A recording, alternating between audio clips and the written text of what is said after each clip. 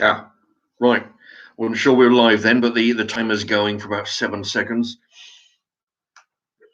Right. It's actually it looks a little bit dark today. The picture. I don't know. So it normally seems a bit brighter. Okay. We're got a few subjects I want to talk about today, but although nobody's listening at the moment, but well, I want to see if anybody's going to throw in any interesting questions today.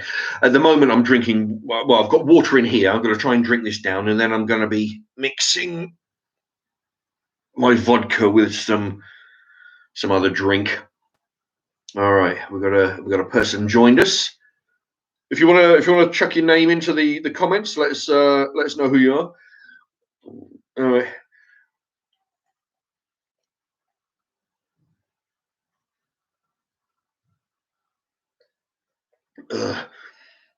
Got some mighty thirst today. Let me tell you.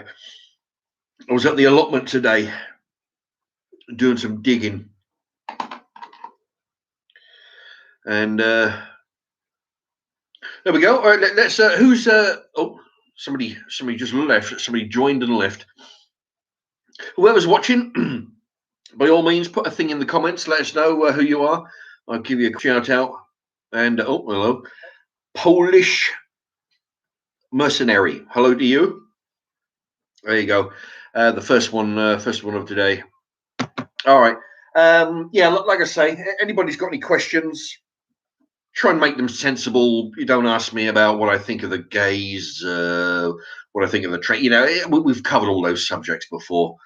But if you've got any questions that are actually interesting, by all means, throw them in. Oh, right. Seaweed Reacts is in. Shropshire Lass. Hello. Haven't seen your name come up for a while.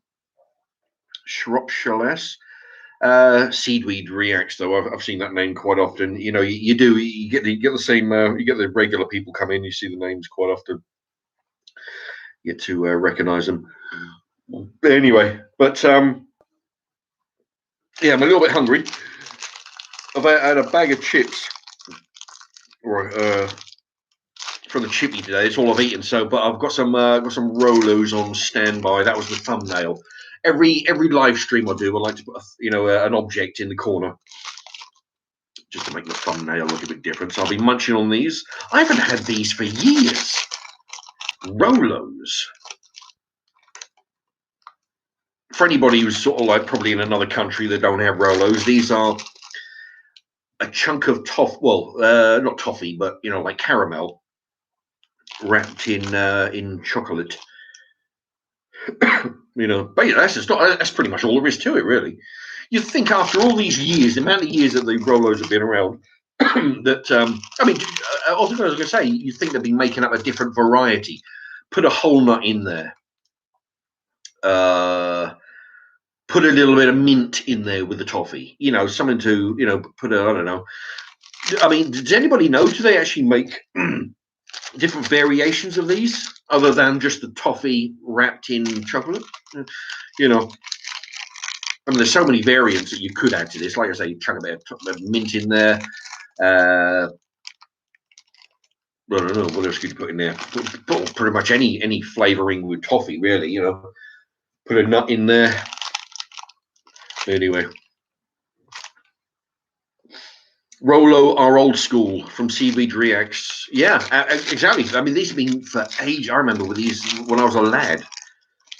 It's not bad. You get four. That's the size of the packet. You get 4 of them in there for £1. So I'll give it a go. 4x4. Hello to you. Shropshire Lass says salted caramel Rolos would be nice. Yeah, I mean, I've had. Like you get people like Galaxy. They come up with it's the new thing now. You're not just toffee, but salted toffee. I really don't know. Well, I mean, I suppose that if I was to concentrate, there must be a difference in it, but I can't see the difference between toffee and salted toffee very much. It's just, I mean, it's something new to put on the packet. New salted caramel, but I don't know where the money's going. I don't know what the difference is.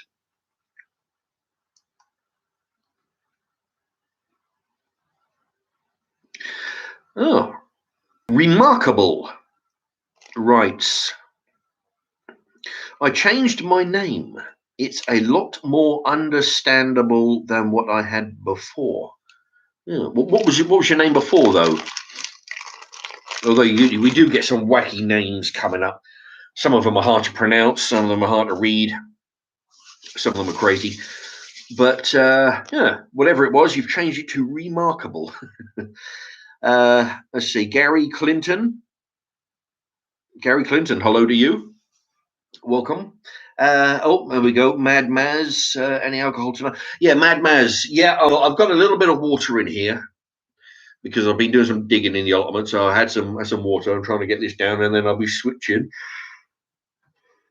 to my old favourite cheap ass shop vodka. Well, I say cheap ass. It's $16.50 for a litre, which is this is Co-op brand, as you can probably see on the thing there. Co-op.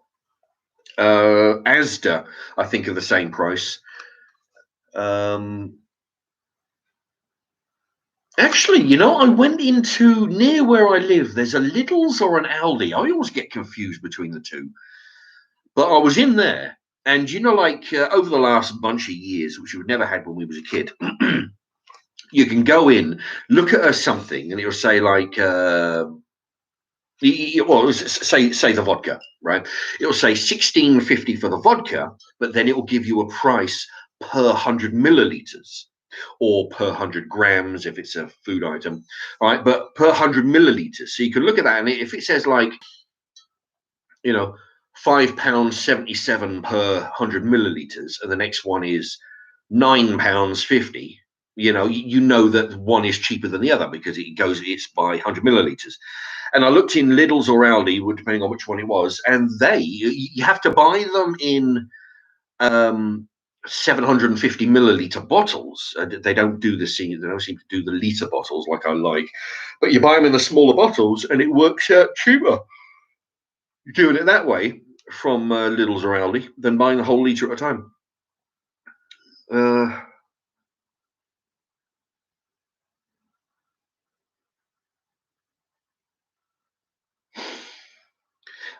Seaweed Rex. What's your opinion? It keeps jumping. Bloody hell. What's your opinion on how every year we donate millions a year to charities like Children in Need, but there is just never any change? Yeah, yeah. All the money gets sent to corrupt leaders. Yeah, that's why. I'm not a big fan. I mean, the thing is, we as a well, I say we. It's like we have any fucking choice over it. The people who we elect to look out for our interests, namely the scumbag politicians, they're all too free and easy with other fuckers' money. Anything that comes along, any disaster, they don't seem to care about what's going on in our own country, but they're all too willing to start throwing it around other countries. I remember just a few years ago, I think I was at Tesco at the time or somewhere. I was in the canteen at work. And what happened was, I can't remember where it was. Was it some foreign country like China or I don't know where the fuck it was, but it was somebody remind me if they remember. What happened was they had a boat chock full of explosives, which the local authorities did not want on the land. So they said, fuck it, right? Keep it on the boat. We don't want it. It's sort of in limbo, It was on the boat for 6 years in the yard, exploded, and then due to their own stupidity, of keeping that sort of thing, laying around. And then, of course, we jump in and start donating money up and down, because they're sort of hard done by. They're having a bit of a rough time, which I don't agree with at all. If any, I mean, pretty much every country's, pretty much, they got money, right? They're not exactly desperate. I mean, even Africa, they always show you the people who are living in mud huts made of horse manure and straw, right? And we need to donate to them. But Africa isn't a fucking poverty-stricken. Well, sure, there are poverty-stricken areas, but that's only because the government allow this to happen. It's not a poor country. They got more wealth than we have, you know. I mean, what we have. I mean, what gold we have in this country, the fucking Romans took hundreds of years ago, right? We don't have diamond mines. The Romans took all the gold. We may have a little bit of silver. What we got? The coal mines have shut down. We've got no more use for coal anymore. Well, pretty much no, no use for it. They're all shut down. We got pretty much no natural resources. People should be giving us money. We're a fucking poorer state than most of them. But yeah, like the Africans. I mean, they've got gold mines, they've got diamond mines, and we're giving them money. I just don't see it. And it's their government who are allowing people to be starving to death, and all this band-aid. It took us and possibly the Americans to club together and do the band-aid bullshit. And then of course the follow-on ones, Live Aid. That was another one. They're relying on other countries to bail them out when it's their own country who are allowing this to happen.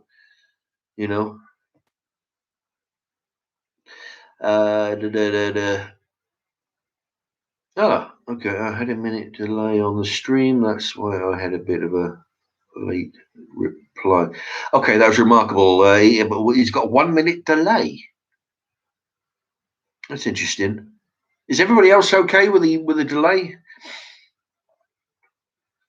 All right, Big Lad is in. John Whitaker is in. Are you looking for any more cooking with any more wrap? Well, yeah. I mean, if I'm in the shop and I can think of anything to put in a wrap, I'll buy some wraps and I'll buy some stuff.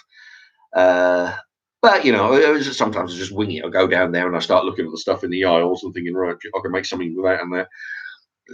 Or I might buy some wraps and then drag some stuff out of the freezer. Mark Mullet's in the house. Yeah, remarkable had a minute delay.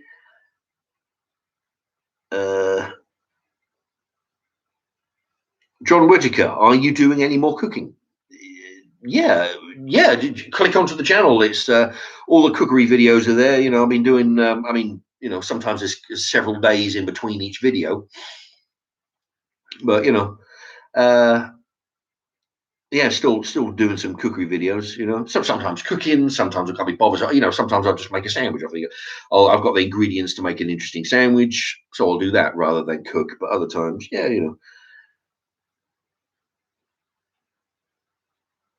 Remarkable. Have you heard about the concert they're having?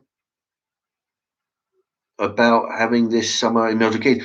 No, I don't keep track of what's going on in the concerts. If you're talking about the Milton Keynes Bowl, no, I haven't got a clue what's going on over there. I've actually been to the bowl. Well, I've been to the Milton Keynes Bowl a bunch of times because they have car boot sales there. I haven't been there for years though. I watched an American football match there when I was a lad.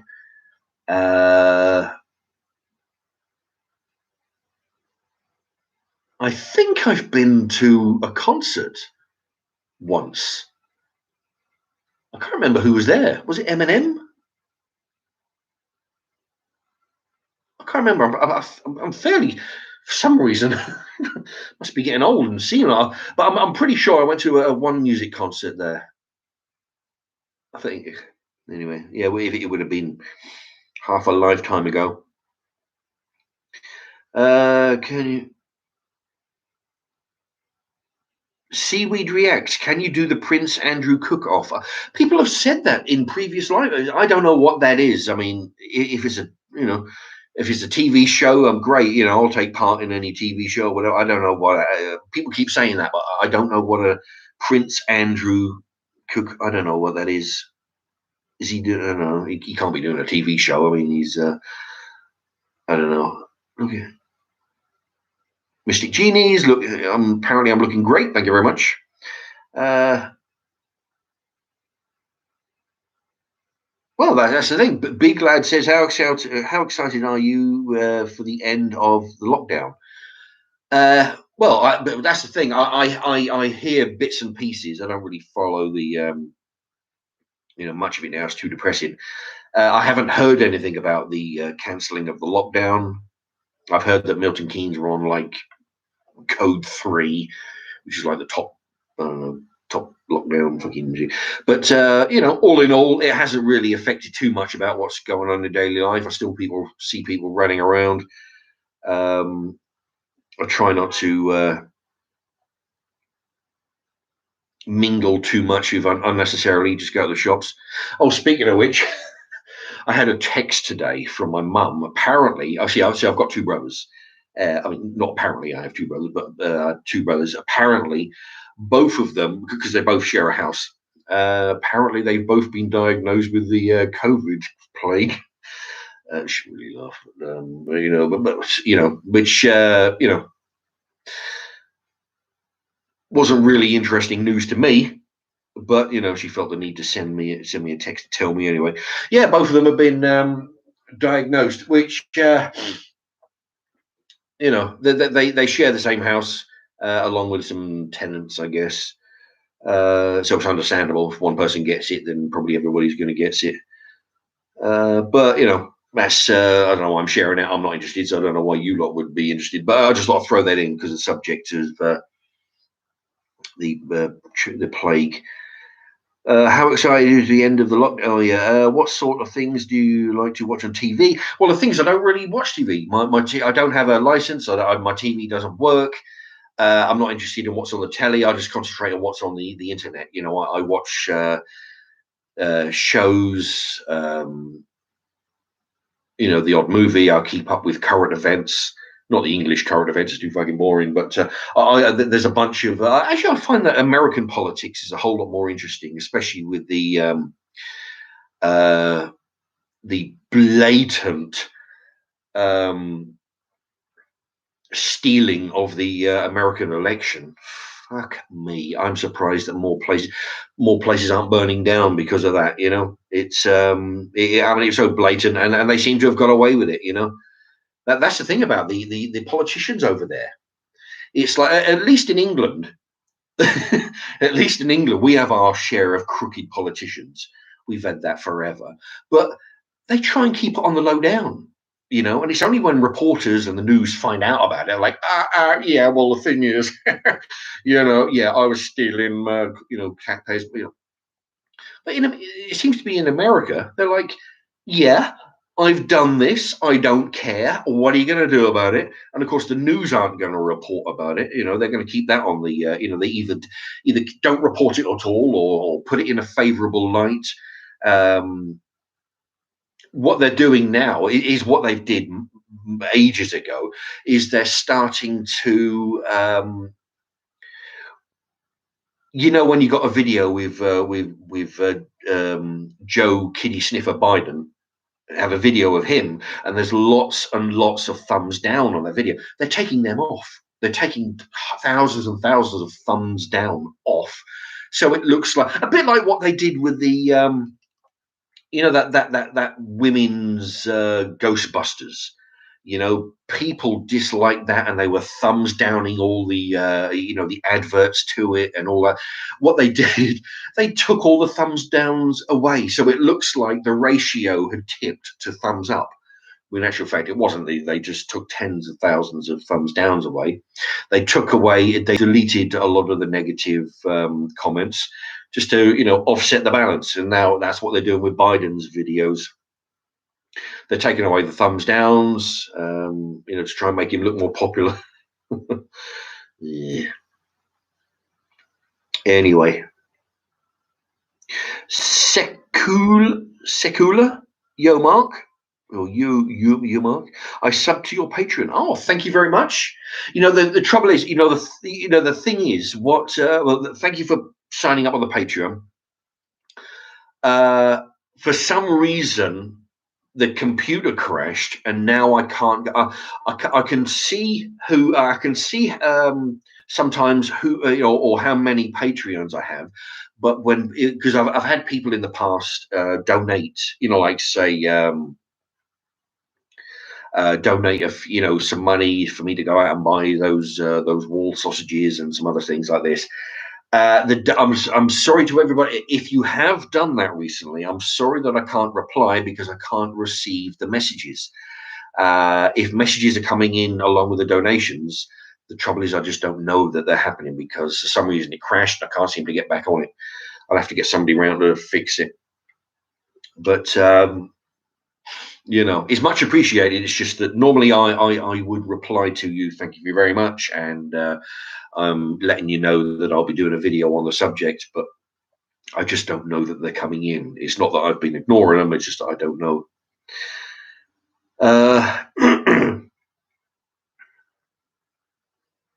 Oh, Mystic Genie, you asked me to remind you of the Uncle Ben's packaging. Yeah, I've learnt. Mystic Genie over here said, let me know or ask me what I thought of the Uncle Ben's stir fry.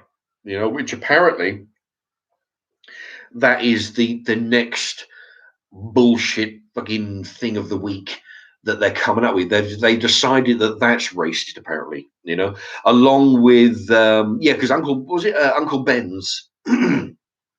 Uncle Ben's used to have a black face, well, black man on the front, black man's face on the front as the symbol Uncle Ben's. Which personally I don't have a problem with it. I don't give a shit. But like the snowflakes, every week they got to come out with something. Personally, the thing is, right? But personally, I don't agree with. Well, I don't agree with what the snowflakes are doing. Fucking troublemaking motherfuckers. Just that they got nothing else better to do than cause trouble. Or in the immortal words of Basil Fawlty, this is just how Nazi Germany started. A lot of layabouts with nothing else better to do. But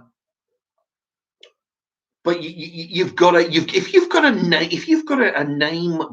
brand that everybody knows, it's been around since the dawn of creation. You've got a name, you've got a picture, and you've got corporate colors. Don't be fucking with it. Don't be giving into the snowflake. The 18-year-old snowflakes don't buy your product anyway, right? Fuck them. Let them just whinge. They'll burn themselves out. It'll be something else next week. Don't but companies have done it. I mean, companies have done it in the past. When I was a kid, you had Opal Fruits. Okay, they got bought out for some reason. They changed it to Starburst. You've got a perfectly legitimate company name, which everybody knows. Starburst. What was it? Opal Fruits, right? And they go fucking with it, and all of a sudden, nobody knows. Oh, is this a new thing? Oh shit, I don't know about this. I like the other. I like the Star. The Opal Fruits. I don't know what this fucking. So it takes a while for people to get acclimatized to the new name. They've done the same with Marathon. They changed it to Snickers. Now we're accustomed to it because it's been going on for 20 odd years. Well, more than that, but yeah, they changed their familiar name to something else. Why? And that's just two food products. They've done this. Oh, they've done the same with. Oh, fuck me. Well, when I was a kid, there used to be a can. Maybe somebody can help me out. There used to be a can of meat. Right, it was like mincemeat, and then they did another one with chunks that you could put into a pie. And I can't think of the name. Somebody help me out. And they had a guarantee: absolutely no gristle in this meat, or your money back. And they had a guarantee on the can, or your money back. And it was great. I think they changed the name of that as well. I can't think. Somebody. Oh Jesus, what was it? It used to be very popular because you could, like when you're buying meat. Oh God, I hate it. You're going through the meat. Oh, I hate this with mince as well. You go and you're eating through, and suddenly you crunch on a bit of gristle or a bone or something. But this was guaranteed: absolutely no cartilage, no bone, no gristle, no nothing. And they kept their promise. Thank you, big lads, big lad, Yeomans. That was, you're right. Yeah, it was called Yeomans, and they changed it to something else. I'm sure, or was it, was it something else and they changed it to Yeomans? I think it was Yeomans to begin with, and then they changed it. Sif. It used to be, like that scouring powder you scrub out your bathtub with. Used to be Jif, Jif. They changed it to Sif, Cif. Same product, new, No, but no. Back to the subject though. I don't know what big hoo ha. I haven't heard of the hoo ha they're making over Uncle Ben's, but in America they did the same thing with. There was a product which had a black woman's face on it. Aunt Bessie, or some shit. It had a black woman on the front. Oh, I think it was maple syrup or something. Ah, shit, my mind's going. Thank you, David Mitchell. Tyne brand. Yeah, I think it went from Yeomans to Tyne brand. I think that sounds about right.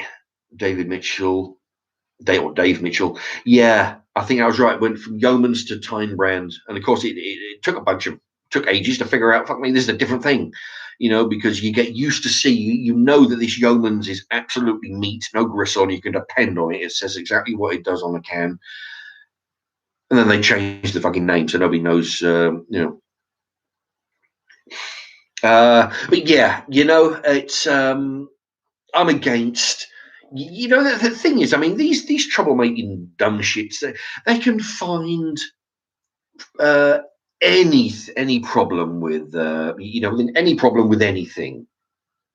Any product is racist. They were talking about water. I think water was racist because it's honestly they have no. It's because it's silly fuckers like us pander. Well, not like me, but some of us. But they pander to them. They put it on the news. Oh, the latest gripe that these people are having is that chocolate bars are racist, water's racist, fucking milk is racist. Don't put it in the news, and these people, they're only doing it because people will listen to them. It's like I don't want to go back, and it's a bit of a downer, but when I had that trouble with that place of work I had, the old woman, Debbie the Skank. She was making up all stories that of assault, of this and that. It's only because management listened to them that she actually kept on with the and that's what happens. You give these people notoriety. You put these people when they ring up a company. If they ring up a company and say, "I'm only one person in a fucking million, but I have a complaint about your product. I think your company name, I think your chocolate bar is racist." And they're like, oh, sorry. Okay, we'll change that. If they change the name, they're like, wow, somebody actually listened to me. But that's just one person. But when they get a group together, a small group of loudmouth motherfuckers, and then something happens because they complain. Can you imagine how good these dumb shits feel that because they complained, policy has changed? Don't give them the time of day. If for example this what was it, Uncle Ben's, if they change their product and they take the blackface off. I mean, I don't often buy their rice because it's more expensive than the cheaper shop brand. But I've seen Uncle Ben's blackface rice. If they decide to take that off, write to the company, phone the company on their free phone helpline. You say, "Look, I'm not fucking happy. You take this." If they do decide to take it off, say, "I'm not happy. I'm not buying you've pandered to the snowflake brigade. You bunch of fairies. I'm not buying your product anymore. Your product's one of the more expensive ones anyway. I'm buying the shop brand. So fuck you for pandering to the snowflakes." That's what if enough people phone them up and says, "I've been buying your shit for years, and because you're panicking, you're fucking scared. You've taken the your company logo off the packet. just phone them up and say, I'm not buying your product anymore. There are 6 different cheaper products out there. I'm doing that. And yeah, make them sorry that they ever pandered to this, because that's the only reason why they're these stupid motherfuckers are making, they keep going, is because people listen to them. If nobody listened to them, yeah, if nobody gave them the time of day, they wouldn't even come up with a new fucking product that they're sick of. They want to cancel. They wouldn't bother.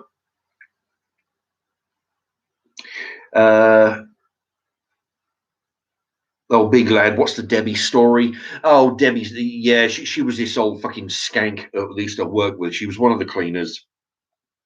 It all started one day when I was in the goods inn. Her and a few other people were in the cleaning department. We all used to sit down at the table at dinner. And one day, because every fucking day there was this like this borderline retarded girl. She every day it was like she'd be talking about this this new outfit that she would want to buy a bikini, or she'd want to buy some stuff, a dress, and she couldn't find one in her. She was chunky, but she was always talking about buying a bikini to go on the beach. It's like, Jesus Christ, every day it was something that she just, a clothing item that she just couldn't get into. Or the subject was how they would make the custard different than the guy who's running the kitchen. You got apple pie and apple crumble and custard, you got fruit cake and custard. They would make the custard. Oh my God. Every fucking day it was the same 2 subjects, right? One day I decided to sit at another table, and they took offense to this. And they said, what the fuck, you go sit at another table. I said, yeah, because I crave an adult conversation with a fucking adult, and it's like, and after that it went downhill. That I was being reported for assault. She'd go, yeah, look at the bruise on my, an imaginary bruise. There was all kinds of shit. This retarded girl, I say retarded, she was borderline. I went to McDonald's after work. This is going to be, I don't want to get into this too much, but I was in, after work. I went to McDonald's, and what happened was, oh Christ almighty, because the thing is, I was eating like, I'd have 2 filet dinners, or 2 Big Mac dinners with a bunch of nuggets. So it'd take me about 20-25 minutes to eat, right? So I'd get on my food, go around the corner in the shop, in the store, and eat. 25 minutes later, I'd leave, I'll be walking down the arcade, and suddenly you get that eerie feeling, right? I look behind me, and there she was. She was like 8 feet behind me. And I turned around, it's a fairly busy shopping center. I turned around, first thing out of her mouth was, I'm not following you. No, I never thought you was. You just, but it's only when, so I didn't want her to be following me home, right? So I got into a conversation with her, and she was, anyway, she was telling me how much she liked me and all this lot. And I said, look, that's really, I appreciate your interest, but the thing is, I actually, if truth to be told, I'm looking for somebody with more conversational skills than, which I've actually retold that story, and the people go, oh, you didn't say that, Jesus. But yeah, I'd say to her, I prefer somebody with more conversational skills. And the very next day, I was in the office with assault charges. She'd reported me for assault at work. This is the kind of fucking shit that I had to put up with on an almost fucking daily basis. And I told the manager, I said, no, she fucking followed me, tried to follow me home. She come on to me. I tried to let her down as easy as possible.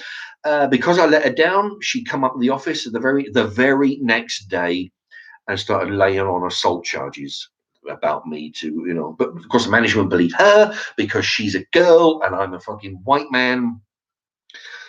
I mean, she was white as well, but but anyway, but her and her fucking mate. That's the story of Debbie the skank and her fucking dozy mate. I can't even remember her name. Anyway. Anyway, that's that. All right, JJ, did you ever take Lunchables to school? No, I didn't ever take Lunchables to school. We had school dinners. Aunt Jemima. Yeah, JJ, Aunt Jemima. I think is it a syrup or some kind of pancake mix or something? Or they might even do several products. I don't know, but it's an American thing. Aunt Jemima. Apparently, that's racist because it's got a picture of a black woman on it. Which, considering how many products have black people as the selling point of a fucking product, you'd think they'll be screaming for more. You'd be thinking, you'd think they'll be screaming, well, wait a minute, there's only, out of 1,000 items in the supermarket, there's only one with a fucking black woman on the front, black face on it. Why don't we have more black faces on product? No, they're screaming about one is too many. No, one black face on a food product is one too many. You'd think there'd be, but no, I mean, it'd be, I don't know. I don't know what the big, but yeah, apparently they don't want more, which I think they would. They want less. Yeah, Scott Gray, real arrogance involving. Yeah, about a man's custard. I swear to Christ, it was every day. It'd be, I would put this in the custard to make like this. And sometimes you'd, if I got fucking sick of hearing it, you'd see the guy. I think his name was Paul or some fucker. He'd be walking by, amongst the tables. He'd say, "Oh, Paul, listen, Debbie's got something to say about the custard." And no, I haven't got anything to say about it. They'd fucking shit themselves because the guy who made the custard was like, "Oh, really? If you don't like the custard, no, I like the custard. No, I'm just, but it really was. It was like how either the custard or how she would want to get into us. She was having this, anyway. Anthony Ringwood sort of spun her jaw. I tell you what, I actually there was like was it last year? I was at the bus stop at like 6 in the morning. I finished I don't know, night shift or something. Finish at 6. I'm waiting for my bus up the city centre to to get home, and I'm standing there. And she's walking down the road, and she sees me. She's, "Oh, all right, Mark, And I just fucking looked at her. You've got some fucking nerve to be speaking to. But yeah, if I ever see her, trouble is we've got so many cameras in Milton Keynes. I mean, you can't really. I mean, I've got no qualms in giving her a slap around the face for her efforts. Hello, thanks for the update, Mark. I'll be. That's Scotty B's going to be looking on the rerun. Yeah, I mean, I'd given the opportunity, I'd slap her in the mouth. But with the cameras we have, I mean, it may sound a bit rough, but I mean, she really needs it. I really hate those kind of people, that will go out. It's purely because I said to them one day, the reason why I sat at another table is because the topic, the level of conversation at this table is infantile. I really need a conversation with an adult, not necessarily adult conversation, but a conversation with an adult. And they really took offense to this. And from then on, that was it. Every other week they were putting in a report. Oh, Mark looked at me cross-eyed. Mark swore at me. Mark assaulted me, and Mark fucking bashed me with a trolley, and Mark told me to fuck off, and all this stuff. And I mean, I actually had my manager say to me, he said, "Mark, listen, of all the people who have been before you, and all the complaints that are going on, because everybody complains about each other apparently." He tried to convince me that it was nothing personal, but he says, "Yeah, you're not like that thing." But he said, "Yeah, you've got the thickest report booklet against you. You've got the most reports out of every fucker in the building, which it was because they knew all they had to do, because they couldn't make anything stick. They think, "Oh, Mark looked at me cross-eyed. Mark told me to fuck off, and Mark was being a motherfucker. Mark was being nasty to me." All they have to do is say it. and it gets put down on paper. Oh, please tell me more. It gets put on paper. A week later, oh, Mark did something else. Oh, tell me more. Write it down. And a week later after that. So all of a sudden, imagine after 3 months, um, you might have, you've got over a dozen reports, you've got a dozen complaints, and that looks really fucking bad.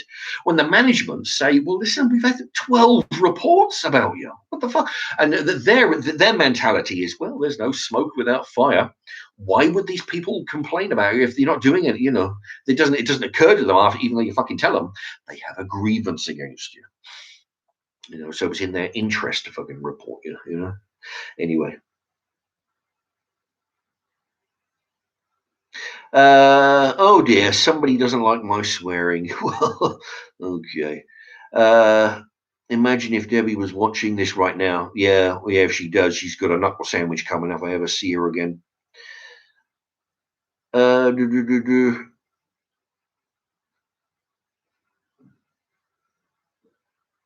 Yeah, somebody, there you go. Doesn't like my swearing.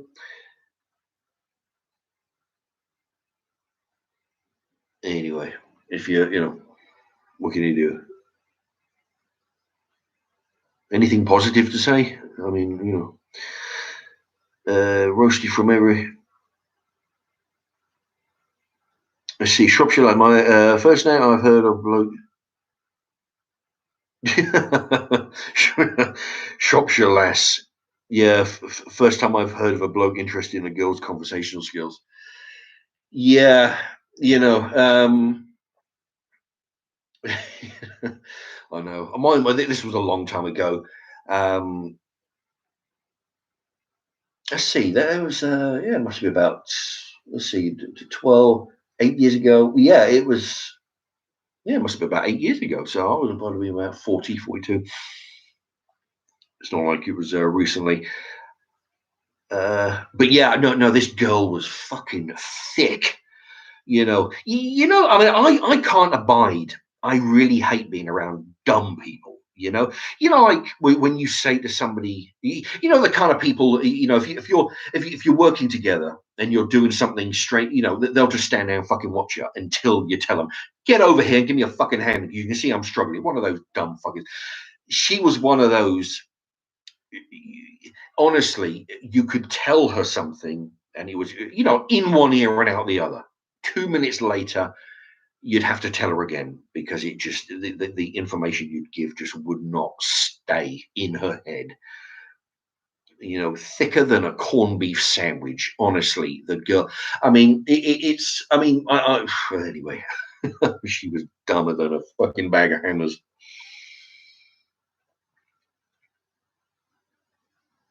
JJ, I love co-op bread. It's usually softer than Hovis. Yeah, I pretty much buy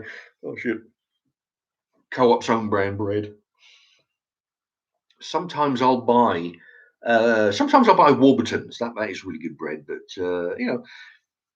on the whole, if I'm doing it depends. If I want a good quality sandwich with some good quality ingredients, I'll sometimes lash out the extra 20p on a Warburton's bread. Oh,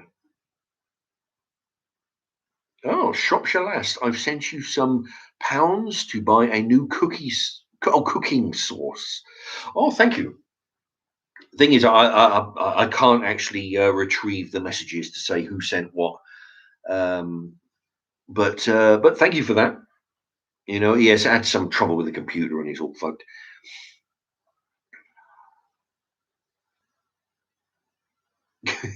Aaron Chasty should have slapped Debbie to aisle 4 of Toys R Us. Indeed. I tell you, the woman needs a slap in the mouth. Yeah. I mean, the thing is, she couldn't just leave well alone. She had to go out of her way to make shit up. And the managers, being the dumb motherfuckers they are, see, because the thing is, management to the the problem with management wherever you go is, I had this recently at another place of work. If you're a minority, namely if you're black, if you're old, if you're female, if you're disabled in any way, you've got a blank check to make any shit up about anybody you don't like. And the management will be on your side because they can't be seen to, say, look, get the fuck on with your life, okay? Stop bitching, stop whining me up, come to me about every fucking problem you have. They can't do this. And if they're seen to be siding with, say, for example, me over them, then they will go to the HR department and say, well, the management, I have a problem with somebody. The management told me to fuck off and live my life, stop being a pain. It won't be good for them. But if they side with them against me, what am I going to do? And that's the way it works now.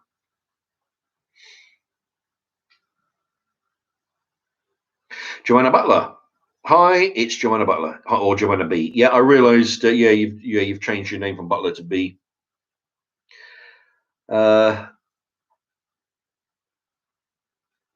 Anyway, but yeah, you had a moment, a complaint a moment ago. Thing is, if you like the easy language and the nice, soft-spoken, easygoing me, just stick to the cookery videos. This is where I get to express myself.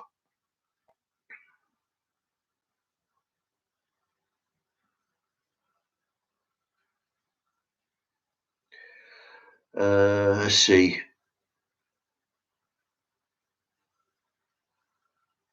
Big lad, Joanna.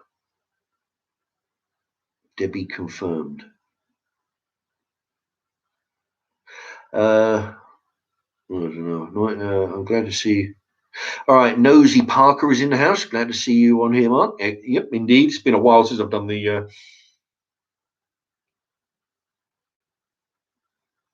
Nosy Parker, are you planning on taking the vaccine? By vaccine, are you talking about the COVID vaccine? Because I've had the flu vaccine. That was a couple of months ago. I haven't had any phone calls. I thought the hospital would ring me up like they did with the flu vaccine. They rang me up and says, right, well, you being 50, you're eligible for the. I don't know how that works. I don't know whether they're going to phone me up or.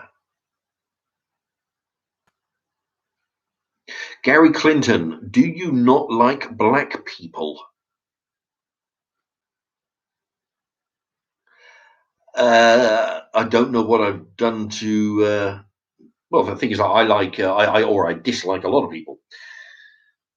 It's very rare that they happen to be black or some kind of minority. Do I not? I don't know where you get.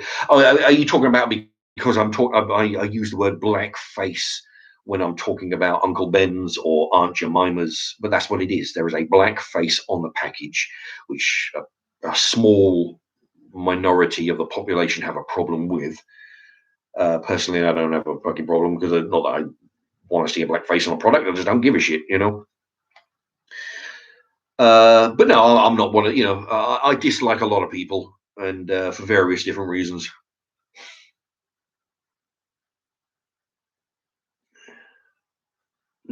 Big lads. Thoughts on doner kebabs? Yeah. Well, actually, I haven't had a doner kebab in ages. I think I might actually try one tomorrow. Um, Yeah, trouble is my local chippy, which I went into today. We get some chips.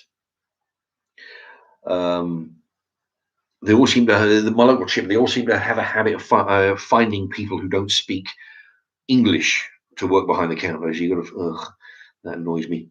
But yeah, my local chippy have they have like a that upright spit, well, not a spit roast, but that upright turny thing. Today I noticed they had the tandoori chicken on it. What it is, tandoori lumps of chicken they put on the skewer. They had that, but they didn't see, because normally they have the regular lamb turny kebab, right? And then they've got the chicken kebab, And then they got the tandoori chicken kebab, so you can have one, two, or a mix of everything, I guess. But today I noticed they just had the tandoori, so I might go in there, yeah, because I haven't had a kebab in ages. You know, let's see.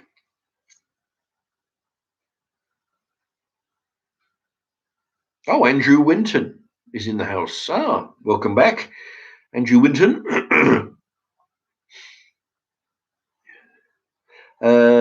But Dev is watching this right now, crying her eyes out. Yeah, well, she should. Anyway, but yeah, that's just somebody asked me about a story about Debbie, and that's what that was. You know,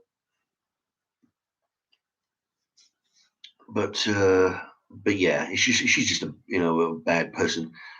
Uh, Gary Clinton. No, I agree. I think the removing of blackface being removed is stupid. Yeah, it's funny. Yeah, because I mean, a lot of people will feel that way. They'll just figure, well, no, we're familiar with the product, we're familiar with the picture, we're familiar with the name. Fucking leave it. And people like me who are thinking, well, don't pander to the snowflakes. You know, um, you know. Although, yeah, I mean, when I had the blackface, if you go through the back catalogue of live streams ages ago, I can't remember when it was, but it was during Halloween. I donned black face paint because it was Halloween. A lot of people had a problem with that. You know, um, it was funny, because admittedly, I lost a whole bunch of subscribers, which is fine because I might do it again actually next Halloween, because I figure anybody who's going to be upset about me putting black face paint on is not the kind of people I want watching me on my live streams. So fuck them. All right, but the hardcore, the people who do appreciate what I'm doing, they can stay. But the amount of hate I had, I joke with people when I tell them about this, a tsunami of hatred coming my way via the comment section. But it's probably the case that I had more complaints about my blackface than there will be about if they were to discontinue the Uncle Ben's blackface. Nobody's going to ring them up and say, oh yeah, I think it's fucking terrible. You're taking it off. You know,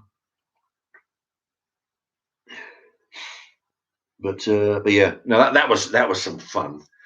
Because it was Halloween. It was Old Boggy from Jeeves and Worcester. It was a mixture of Papa Lazoo from League of Gentlemen. I had all that done, but people was convinced that I was doing it as a blackface, but it was a Halloween and Old Boggy face paint.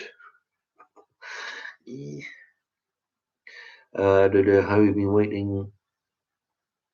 Oh, Frankie Hand. Hi, Mark. We've been waiting for you to go live again. Yeah, it's been over a month. Well, the thing is, I've got fuck all to talk about over the last month, so yeah. See, I've got a message. I'm presuming that Joanna Butler is watching still, but she's commented on one of my one of my videos, because it flashes up while I'm doing a live stream. It tells me what everybody else is writing, and also flashes up messages. Hi, X. So she'll write that, but then she'll also complain about me swearing. Right, elaborate. Just write something. Anyway, I'm going to try not to be too negative, but it's just when people complain, don't complain to me. I'm not interested in complaints. If you don't like it, tune out. Stick to not tune out, but stay with my cookery videos. Everybody should know. Well, not everybody, but majority of people know already. Okay, my cookery channel. It's all one channel. People say, "Oh yeah, get two channels." No, it's all on one channel, so I can't be fucking bothered. My cookery channel, the cookery side, is all wholesome. It's all nice. It's me being polite and me being informative about what I'm doing, cooking and doing all this. Right? It's all nice. This is where I get to. This is the not so much the real me, but yeah, this is more me who's able to do the things I can't do on my cookery, because the cookery's cookery. This is This is where I can, like I describe it, express myself.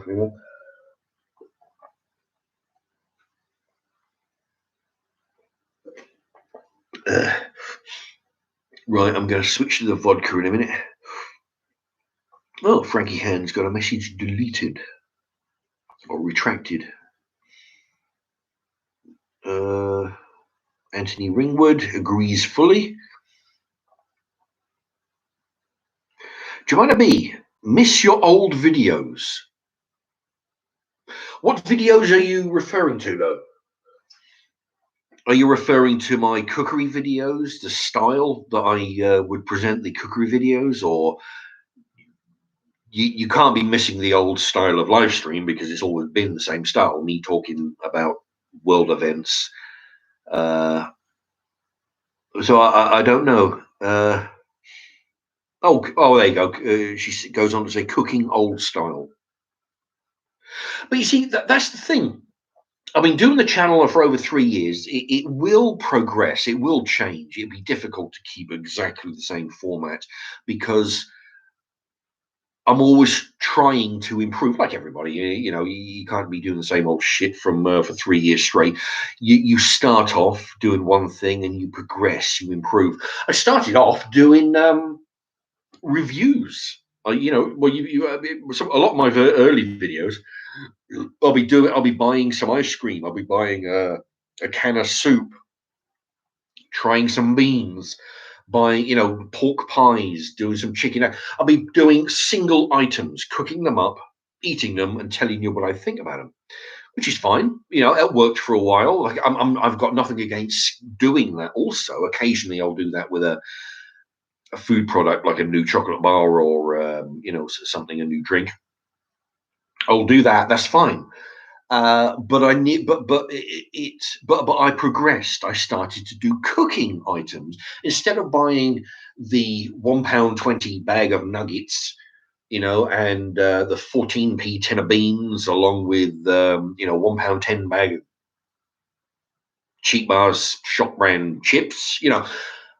I would make a meal out of all these shit instead of individually reviewing a single item, put these items together, And now I like making good, wholesome dinners, on the cheap. But that's the thing. I can't be doing old style videos all the time because I need to progress the channel. I need to make it more interesting for you and me. It's not easy. I've done over 1,000 videos. I think it's something like 1,039 videos. If you type in Mark's Remarks and go onto the regular page, I think it will tell you. Or go onto the, when it says videos, playlists, channels that I subscribe to, you go onto the about. It will tell you. I think it's like 1,039 or something. It's not easy, coming up with new and improved stuff. Sometimes I'll redo an old thing, like a stir fry, but try and make it different because after I mean, they're not all cookery ones, Some of them are live, some of them are DVD reviews, some of them are product reviews. Some of them are me growing my tomato plants. If you type in Mark's Remarks tomato plants, they're quite interesting. They're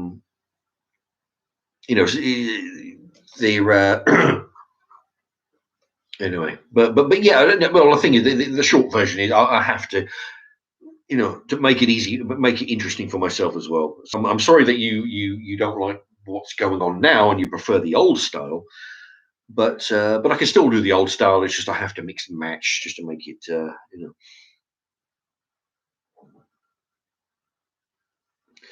Let's see. Right, let's see. Alcohol reviews were classic, though. You need to bring those back. Yeah, all right. But Big Lad likes the alcohol reviews. They were classic. I need to bring them back. I don't have a problem with that. But the trouble is, I don't really like ales as such. So I'm restricted lagers, which I don't really drink a whole lot of lager, but I'll I'm restricted to lagers and ciders. But then the ciders, I've because I've done so many cider reviews, I've learned that I don't really go for the apple cider because they're too sharp. I don't like them much. So there's little point me reviewing those because uh, it'll be almost certain that I will dislike them. They'll be way too sharp, too bitter. Okay, but what I do like is the fruit flavored, the mixed fruit. You know, like pear cider, especially apple. You know, even apple and blackcurrant, apple and mango.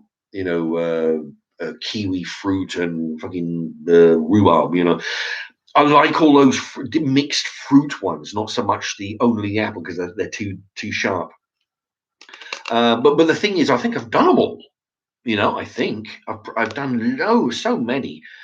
Um, and the trouble is, I don't have one of those phones which I can access the internet with. Whatever, you know, I have one of these. Right, it cost me 10 quid. I think it's about 10 quid. I always go in it. So if I did have one with the internet on it, I could walk in, type in. I mean, off the top of my head, there's a cider called Flat Tire, I think. I've tried a few of those. I could type in right Marks Remarks flat tire cider, bang, and I could see whether my nose is itching because I need to shave. I could see whether I've done a review on them, and if not, I could buy it and do a review on it. But it's just too difficult. You know, I think I've done pretty much everything. You know, but like I say, you know, if I find a brand that I haven't done, I've got no problem with doing more of them. It's just that, you know. I think I've done pretty much everything, you know.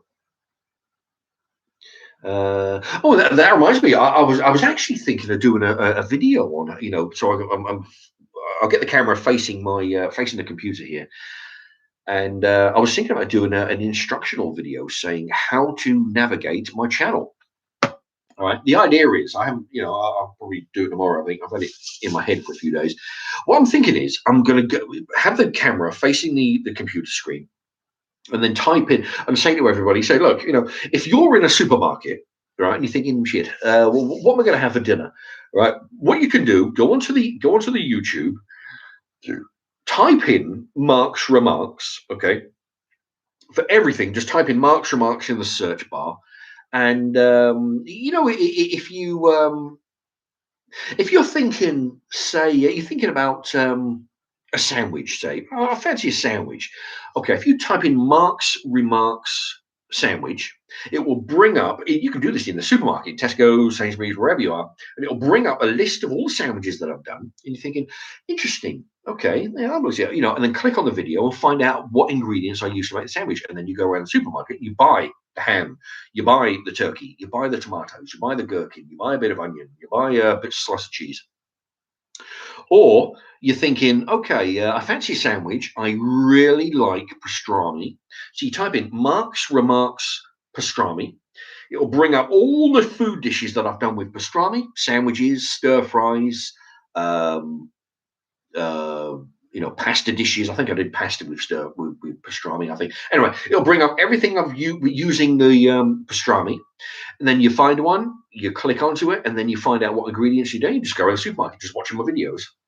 And say, right, well, Mark's on his videos, he used this, and this, so that's what I need from the supermarket. You know.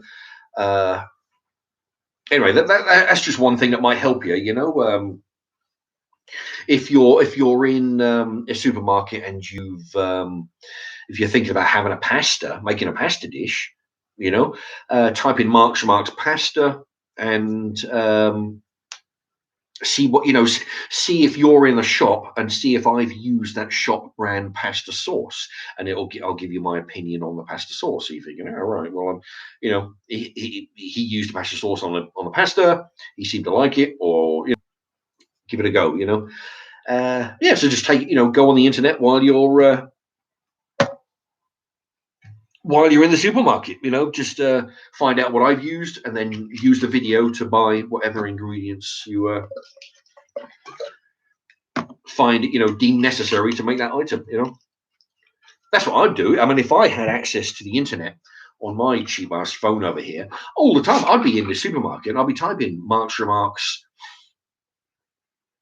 so and so lager, or have I tried this brand of sausages before? And if I haven't, I might well buy it because it's something that I wouldn't have had before. There you go. Right, I've vodka with original energy. These are really good. These are only a pound a litre.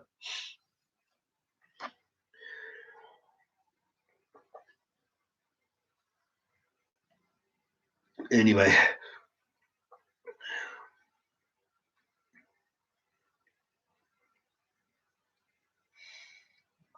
Big Lad says Donna and Bass.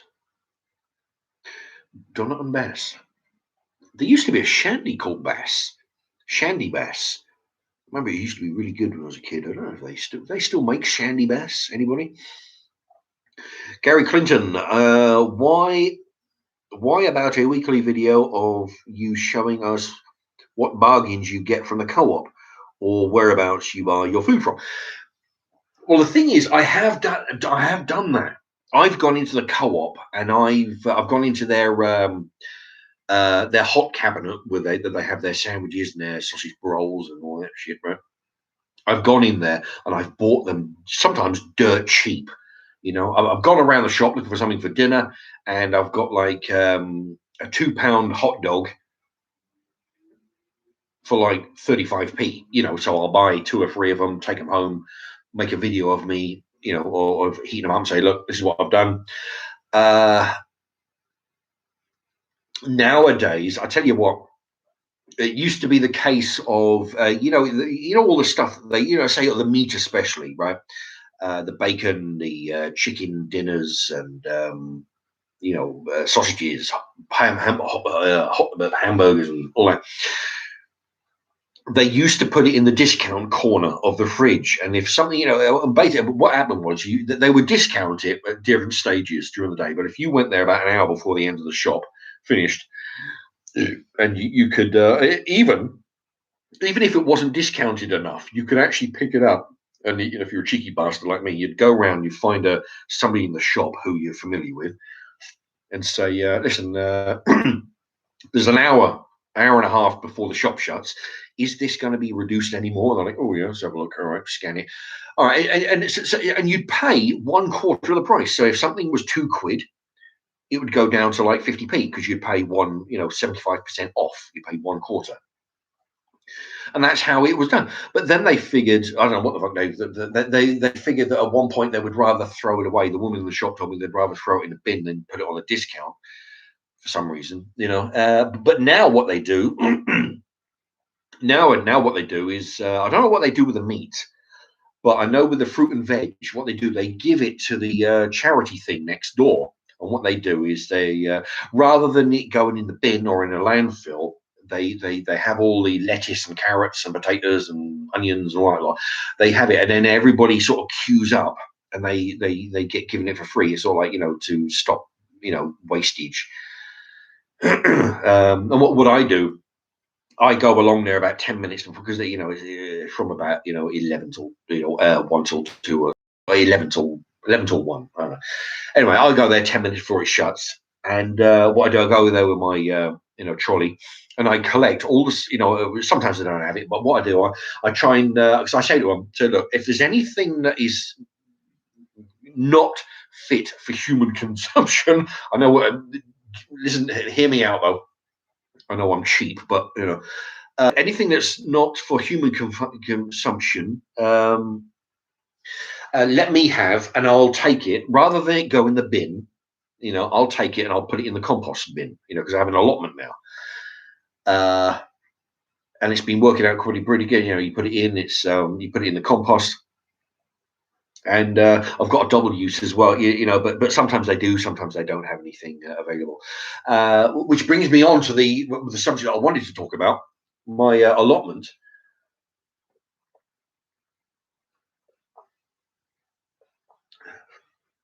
This energy drink, I opened this up about 1 o'clock. Well, this is a brand new bottle, but the one I've just emptied, I opened it about 1 o'clock this afternoon, 6 hours ago.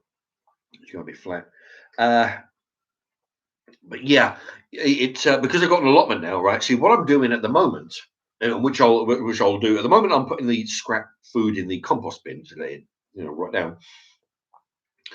When I get my allotment sorted, I'm going to have a patch of for because half the allotment is going to be for my chickens. And don't worry, what I'll be doing, I'll be making some videos as well. Although when I went down to the there was a woman on the estate which I used to go down.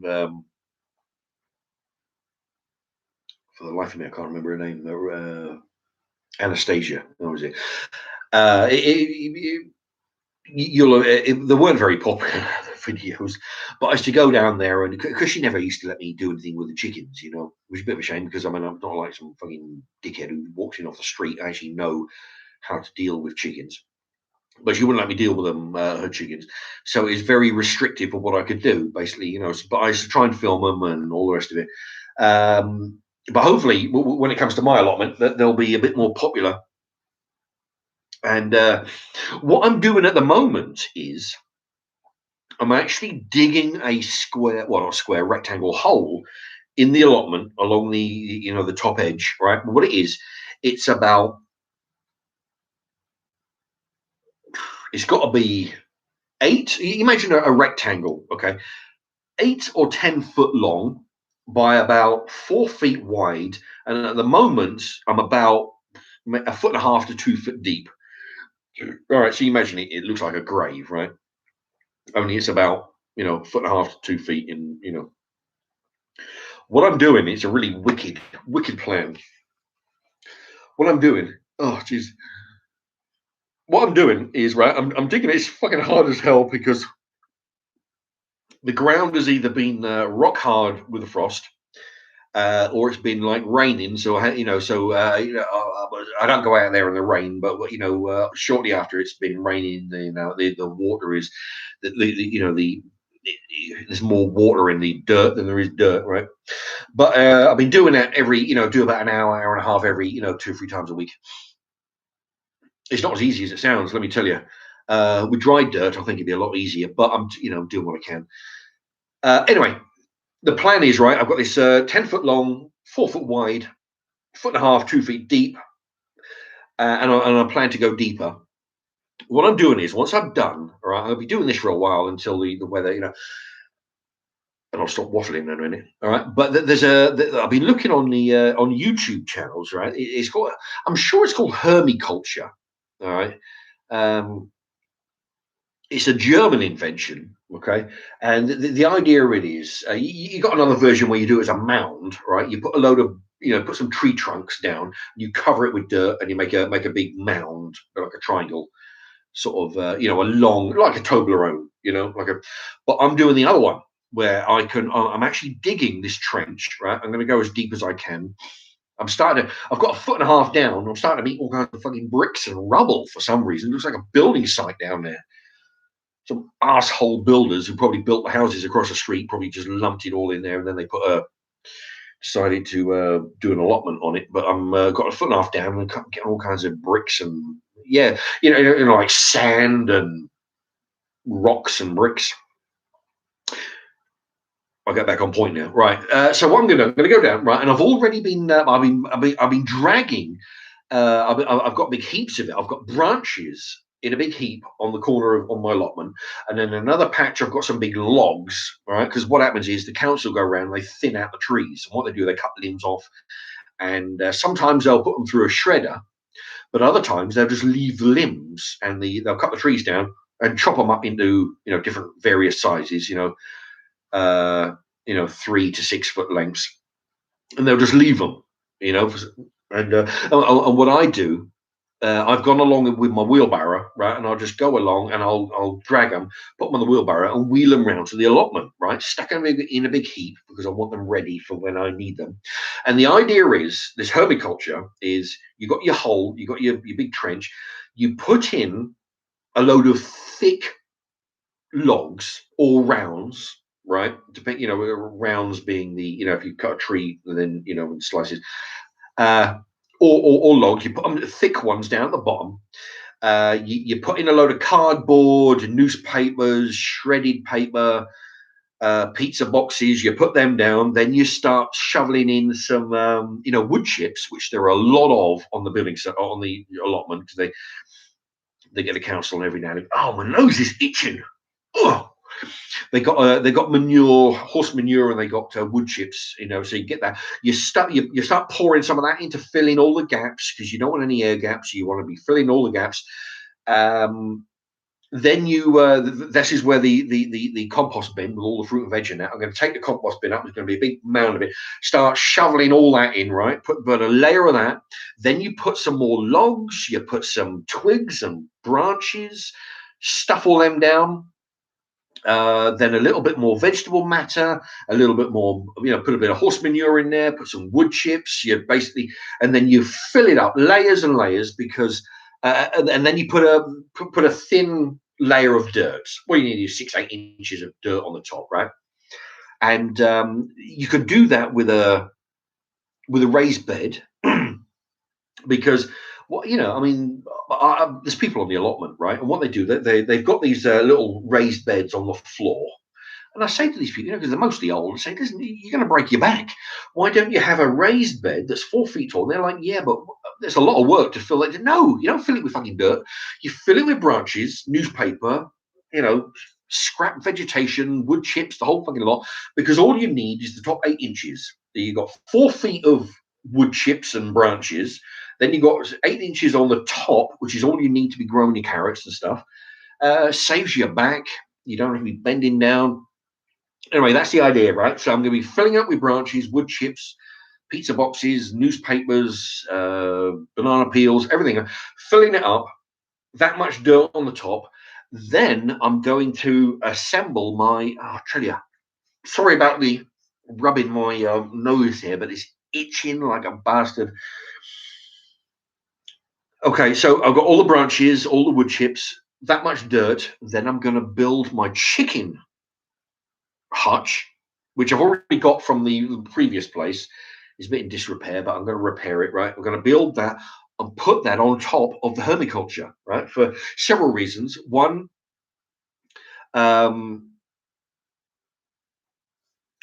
you need about that much, because the birds are going to be crapping all over it, right? So you've got to be turning the dirt over, so you want a little bit of dirt on the top. Two, when the wood and the vegetable matter starts to rot, what happens is it starts to feed nutrients into the dirt from below. You've got people with raised beds; they've got to change the dirt every once in a while, right? Because the dirt is all used up. They've got to start putting manure in it. No, you let the wood chips and all the stuff from underneath rot away. It adds nutrients to the dirt, so you've always got fresh dirt. You don't have to do fuck all with it. Just scratch it around, all the bird shit, just get all that mixture, And what happens is the vegetable matter, the newspapers, and the small branches, they take weeks and months to start dissolving, because it's like different layers. Small branches and twigs will rot weeks and months. Then the thicker broom handle size, all the way to size that might be of your wrist thickness, they take months to close to years to dissolve, so it's slowly dissolving. Then you've got your thick ones that are like the dimension of a football, for example, 6 foot long, thickness of a width of a football. You've got those that will take years to dissolve, so it's not like it'll all be gone over within a year. It takes years. And so you've got all these nutrients that are feeding the earth from underneath, which promotes the worms and bugs to be living in the dirt directly underneath the chickens. So when I turn over the dirt, it will give them fresh dirt, fresh bugs. There'll be bugs eating the newspapers and the wood and all that kind of stuff. Hopefully they'll get turned over. So it'll be a little bit of nutrition for the free nutrition, although they aside from their regular food and whatnot. And the other theory that I was thought of was, have you ever, like some compost bins, you ever seen them in the cold weather, they steam? It's because the heat generated from the compost deep down in the compost, all that rotting matter, it starts to generate heat, which comes up with steam, which is a little known fact that crocodiles, I don't know about alligators, but crocodiles, that's how they incubate their eggs. What they'll do, they'll start making mounds of dirt and debris and leaf litter and twigs and all kinds of shit, And what they do, they bury their eggs in there because they know that the compost, when it starts to rot down, generates heat, and it's how they incubate their eggs. So the idea is that's the same principle as what I'm going to be doing. Is all this vegetable matter is going to be rotting away, making encouraging the bugs and the worms to live there, and that'll be but also it'll be generating heat. So because they'll have their little they're 6 they're 10 foot long by 5 foot, 4 foot 5 foot wide enclosure, which is going to be 6 foot tall. That's their little area, and then they'll have a huge area wrapped around it, which will be fenced off so they can mill about in safety. But their little enclosure is going to be on top of the herbiculture, so hopefully the warmth will be generating. So in the winter, the theory is that little patch will be warmer than the surrounding area. One, so they've got a warm area to be in, which, it won't be tropical heat, but the theory is that it will be warmer than the surrounding area. And so hopefully it will mean that, like I say, it won't be anything extravagant. It won't be like a big sauna over there, but it will be warmer than the surrounding area. So hopefully that means that things like the water won't freeze solid, which can be a bit of a problem. It means that they've got somewhere warmer than in the winter. In the winter, because what will happen is that they've got imagine, because their enclosure is going to go over the hole, so it's going to be 8 to 10 foot long, 4 foot wide, which is the hole, right? And so it's going to be over that. That's going to be covered, but they will have access to their half of the allotment, which is going to be surrounded by wire mesh and a big frame, so they will have 24 accesses basically to roam around wherever they want. And anyway, that's the theory. So at the moment I'm digging the hole. I've got a load of thick logs and thick branches. I've got a bag of shredded, but my shredder's buggered. So, I've got newspapers and paper bags and all that in a bag over here, recycling bag. So I'll be dumping all that in. I'll be lifting the compost bin up from where it's situated and shoveling all the half composted stuff into the hole. So that there's leaves, there's bark, there's carrots and banana skins and all kinds of stuff that I'll be getting from that shop. Throw all that in, maybe a bit of horse manure for good measure. But yeah, that's the theory. So yeah, and then what will happen is, because I'm watching this guy on YouTube, this Australian guy, Self-Sufficient Me, I think it's called. It's Self-Sufficient You or Self-Sufficient Me. Anyway, he's Australian. He's done that, and he did the same thing. He had these what they call rounds. Basically, if you've got a tree that's standing up, you remember, like you have your tree when it falls over, and then you cut it into slices.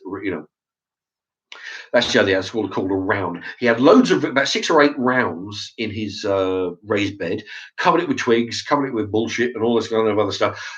He did a follow-up video 4 years later. He undone the whole lot, and everything down was pretty much rotted away like it's supposed to be.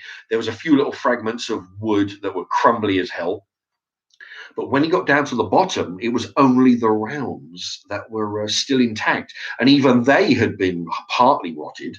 This was after 4 years, so that's how little. I mean, he hadn't put any additives. I mean, the thing is, after 4 years, it's still, so basically put rounds back in, put a load of more logs and wood and stuff back in, cover it with dirt, another 4 years.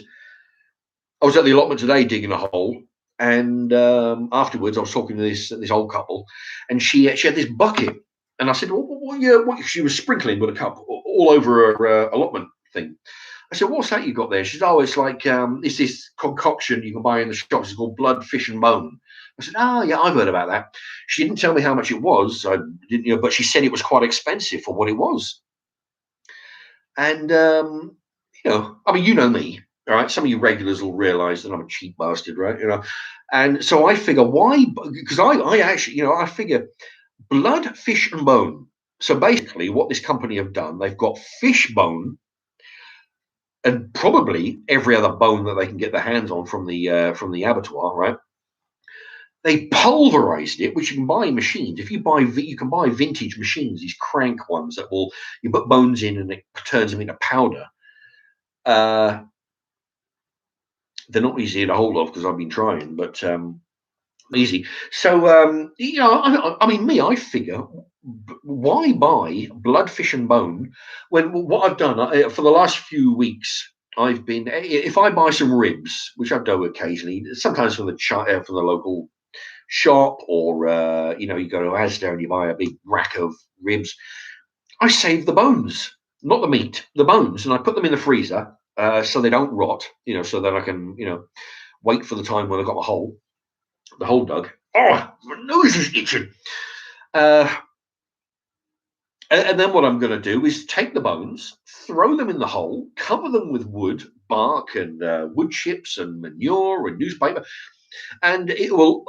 See, I mean, imagine bones. They could take months or years to get eaten up, but it all adds to the nutrients. So I did, and I'm listening to her saying, well, yeah, I mean, it's quite expensive. I said, what's it? Why don't you? I felt like saying to him, but I didn't. But I'm thinking, why don't you, every time you have a pork chop, save the bone, put it in a bag, put it in the freezer so it doesn't rot, right? Um, if you get on well with your neighbors, say, listen, do me a favor. If you have a pork chop bone or a rib bone or a T-bone steak bone, do me a favor, save me the bone, and and that way, if you can't pulverize it, just put it in just bury it deep. I mean, admittedly, if you start, you can't throw it on the top of your, allotment patch. Otherwise, you'll bring the animals, right? But what you do is you start, you dig a thing. All you got to go, take your trowel, dig something, about a foot deep, right? Put your bones in there, cover it over.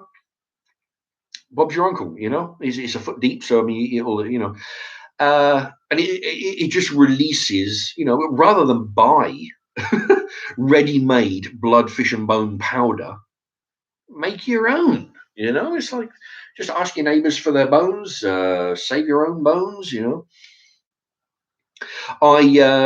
guy I was talking about, this Aussie, self-sufficient me, his channel is. Well, what he done, he had these raised beds, and what he done, he had a pigeon die on his property, right? Or he had a chicken. He's got chickens.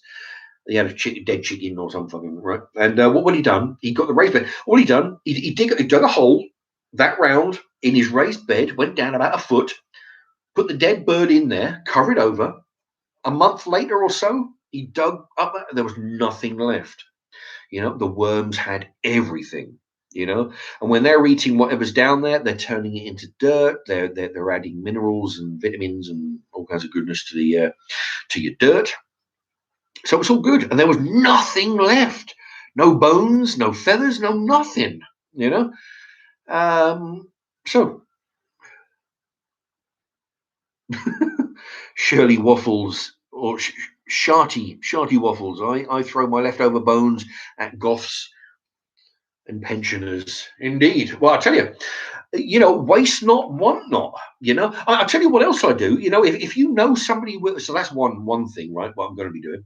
If you know somebody with an allotment, all right, what I do when you see me making, if I'm in the kitchen and I'm making a sandwich, for example, right, or a stir fry or whatever else, if I'm using, say I'm using some cabbage, right, or carrot or potato. I don't peel the potatoes, but what I do, I cut the manky bits off.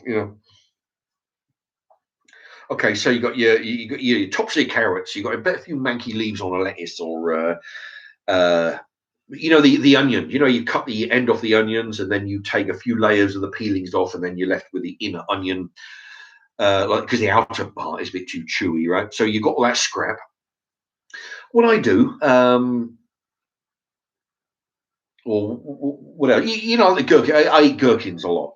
People know I put gherkins in all my sandwiches. You got that stalk. You got a gherkin, it's like 3-4 inches long. You got the little stalk on the end, right? You chop that off, discard that. What I do, I gather all this stuff rather than put it in the bin, and rather put it in the. I don't have one of those little food caddy things that the council give you, because what they just take that stuff away. That food, you recycle the food. I've actually worked with the council collecting the bin bags, and we've had to, worked with bin bags, and I've also worked with the greenery bits. You got those bins. You get them up, get them on the back of the van, the wagon, hook them on. It lifts it up, turns it upside down, and pours all the leaves and food and bark and all kinds of stuff in the back of the thing. And what we do, we take them down this place, tip it all out, and they turn it into in a big, huge mound of it. They turn it into compost. And what they do, they sell it and make some fucking money on it, right? And they sell it to you or sell it to garden centres. What I do, this is handy hint for anybody who's got an allotment, or if you know somebody with an allotment. What I do, I get all these bits, the end of the gherkin, the odd bits of manky lettuce, I'll take the tops off the tomato and hollow it out. I don't like eating the seeds. All that goes into a bowl, and I put it into a carrier bag, which is in the freezer, right? And it builds up, it builds up, it builds up, and it fills up. And when it's filled, I just tie a knot on it, and I'll probably put it in the other freezer where there's a bit more room. But when I get the hole dug, and I've got the or what I happen to be digging a hole for the hermiculture. But if you happen to have a raised bed or know somebody, what you take especially the co-op bags, they're biodegradable, so you don't even have to empty them out. You just tie them up. What you do, you dig a hole in your allotment, right? Stuff it in the hole, and cover it over. Job done.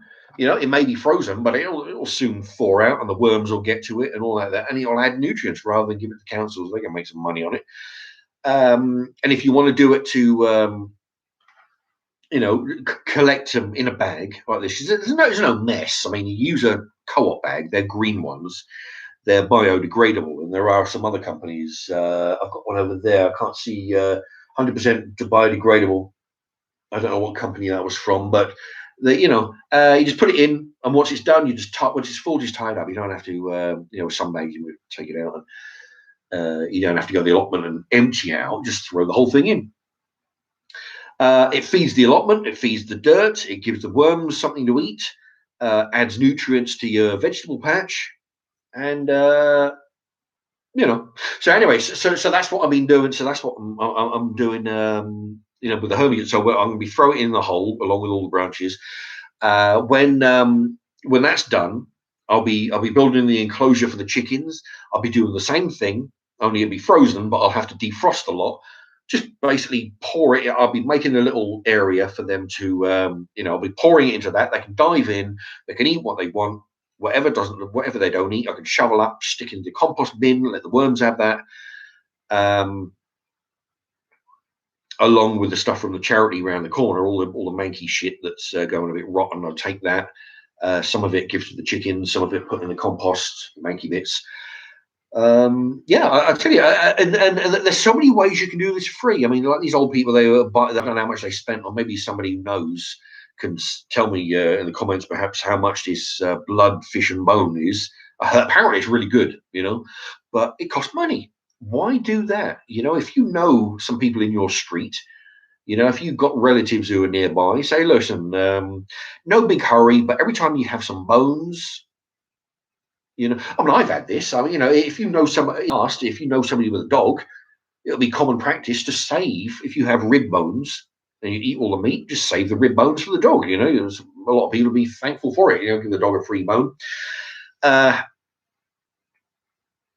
But if you know a few people who are willing to, use a little bit of space in the freezer, you don't have to fill the whole bag up and take up a lot of room. But every time you get half a carry bag, they'll say, "Oh, listen, I've got half a bag." They give you the bones. You dig a hole. Yeah, it doesn't take too long to dig a hole. If you're only doing a small hole, just stick it in the hole, and as long as you bury it, it'll it won't be attracting the and they can do that with their fruit and veg, banana skins, apple cores, orange peels, eggshells, the whole. I save my eggshells. What I do, I wash them, put them on a draining board. When they dry, put them into this big jar, uh, crush them down so I can get more in the jar. And then after a while, when the jar gets full, I put them in this old, not the blender that I use for the milkshakes. I've got this old Maggie blender from years ago. I put them in that and I pulverize the shell, turn it into powder. And that's what I've done. I've sprinkled that in the compost bin. Every time I put a couple of layers of stuff on the compost bin, sprinkle some, well, it froze there for a moment. You put a layer of veg, you put a layer of wood chips, you put a little bit of pulverized eggshell. You just throw it all in. So eggshells is another good thing that you can, or you can just crush them up, just put them in the compost. You don't have to pulverize them or anything. Just chuck them in whole if you want, or in halves, or whatever. Just crush them up, just throw them in there. The worms will eat them. But the smaller they are, the quicker they'll dissolve. But pretty much anything, as long as it's not cooked, as a rule, you don't put cooked food in the compost bin. My asshole brother, when I was living at Connemara, he decided to empty a jar of ragu spaghetti sauce into the compost bin. And what happens is, from then on, we had ants all over the place. You just couldn't get rid of them. But that's what happens, You'd be in a dumb shit and you put in cooked food or stuff that isn't raw fruit and veg. Then you'll end up getting rats, ants, But yeah, it's all good. Throw it in there. Anyway, so that's what I'm doing. So when I dig the hole, basically I'm going to go as I'm about 1.5 foot, 2 feet deep. I want to go basic. I want to go deeper. If I can go, deeper than that, then I'll go as deep as I can. But the thing is, what I'm just going to keep on digging until the weather warms up. And then, because it's when the weather warms up, I'm going to have somebody come around and help me assemble the run, and then assemble the outer secure area. So basically, this will be a cage within a cage. The outer cage will cover half the allotment patch, and then you've got an inner cage, which will have. I've got an igloo.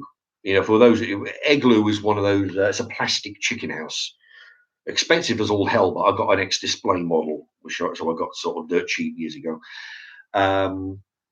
So I got one of those. Some anyway. So the chicken run is going to have the igloo, and then the outer run is going to be having their area that they can run around in, and the other half of the allotment is where I'm going to be growing veg to feed the chickens. So it's all going to be good.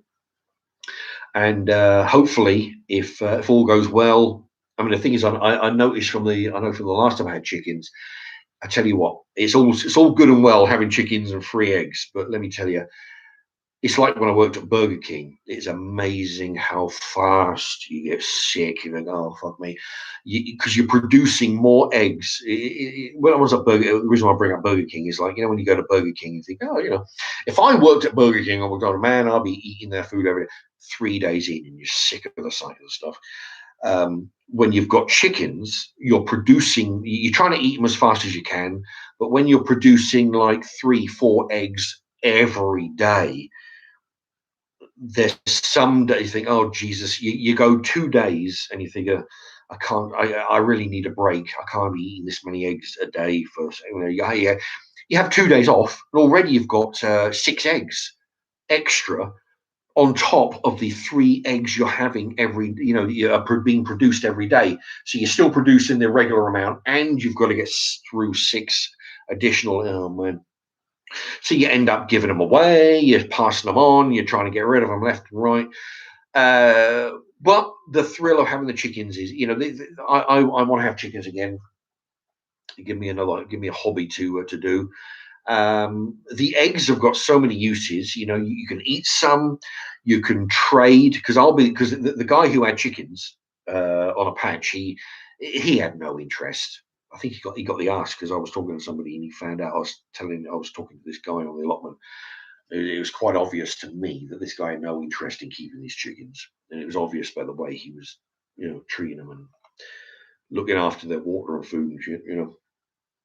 Anyway, he's got rid of them now, so I'll be the only one with chickens. So I'll eat some. I'll probably give some away if I can.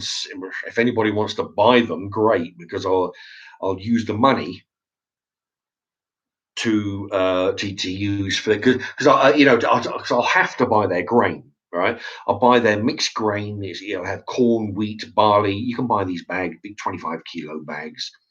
You buy all of that, right? You give them that food. You can buy pellets, but this stuff costs money, which is why in the old days I used to collect aluminium cans to sell down the scrapyard to make the money to put into buying the seeds. That's how that worked.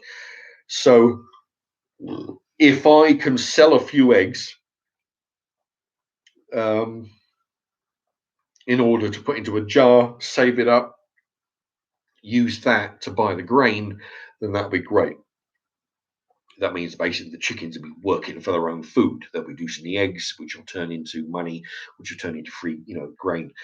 If I could do that, great. If I can trade a few eggs for somebody, because I'll be growing as much greenery as I can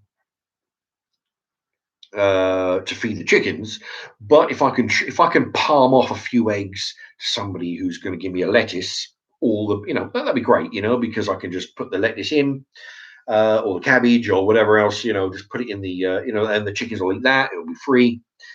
So basically, their eggs, I'll be swapping it for basically a lettuce, so it's all good. It'll be, making them work because, let them own their keep. Oh, my nose is. Oh, I tell you what, it is itching like hell. I really need to have a shave.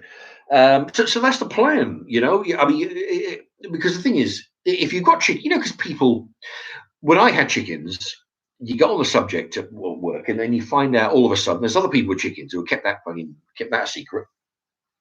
But you find out, and you see, if you bring up the subject, you say to them, okay, what's your motivation? Why do you keep chickens? Because everybody's got a reason. It could, and they say, oh, for the free eggs. And I say, but then I reel off the logic of it. I say, well, look, but the thing is, you go to work in a warehouse or wherever the hell, to earn the money, to buy the seeds, to feed the chickens, to make the eggs. So basically, your eggs are not free. Like you just said, you wanted free eggs.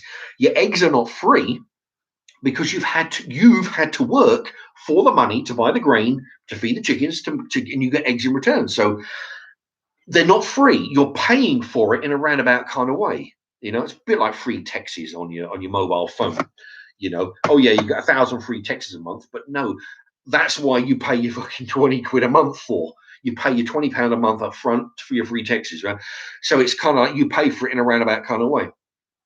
But then which is the reason why I would explain to them, say, well, look, what I do is I go round and collect the tin cans off the floor, take them to the scrapyard to make the money to buy the grain, to feed the chickens, to make the free eggs. So I actually do get free eggs because I pay nothing for the food. I just spent an hour every Sunday, go around the estate collecting up a bunch of bags. 200 cans would get you approximately £1 in money. Aluminium varies, but on an average, 50 pence a kilo. So a bin bag or a recycling bag, which is about the size of a big bag, you'd get 2 kilos of crushed cans in a bag. So 2 kilos, 50p a kilo is £1. So every time I filled up a big bin bag full of cans, be worth £1. So I need a bunch of those. But I could fill up. I could fill up a bag in 2 hours just going around the estate and around the neighbouring estate.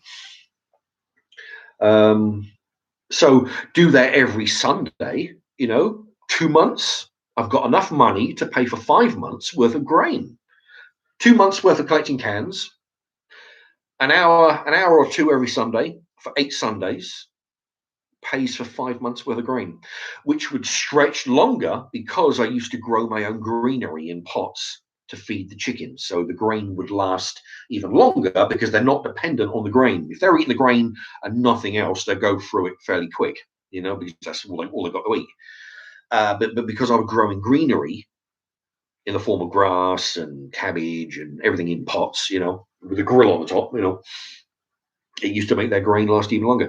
So I really did used to get free eggs because it cost me nothing for their food. Anyway, so that's the plan on the allotment.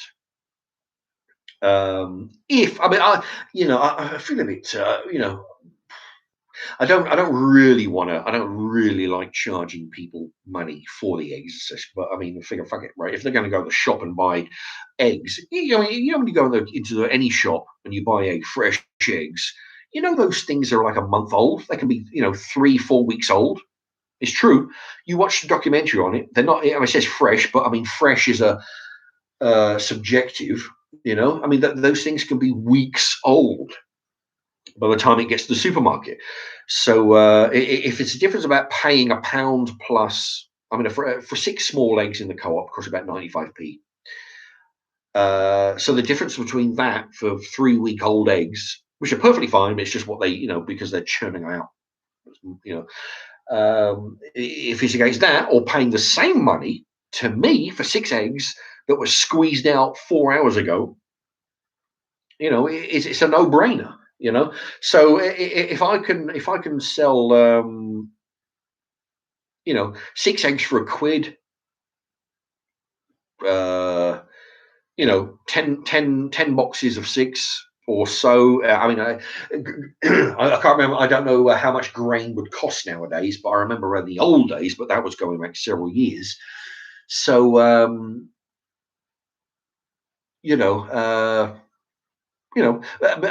maybe a dozen boxes of 6.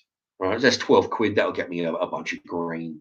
But then I've got do that. The rest of it trade for if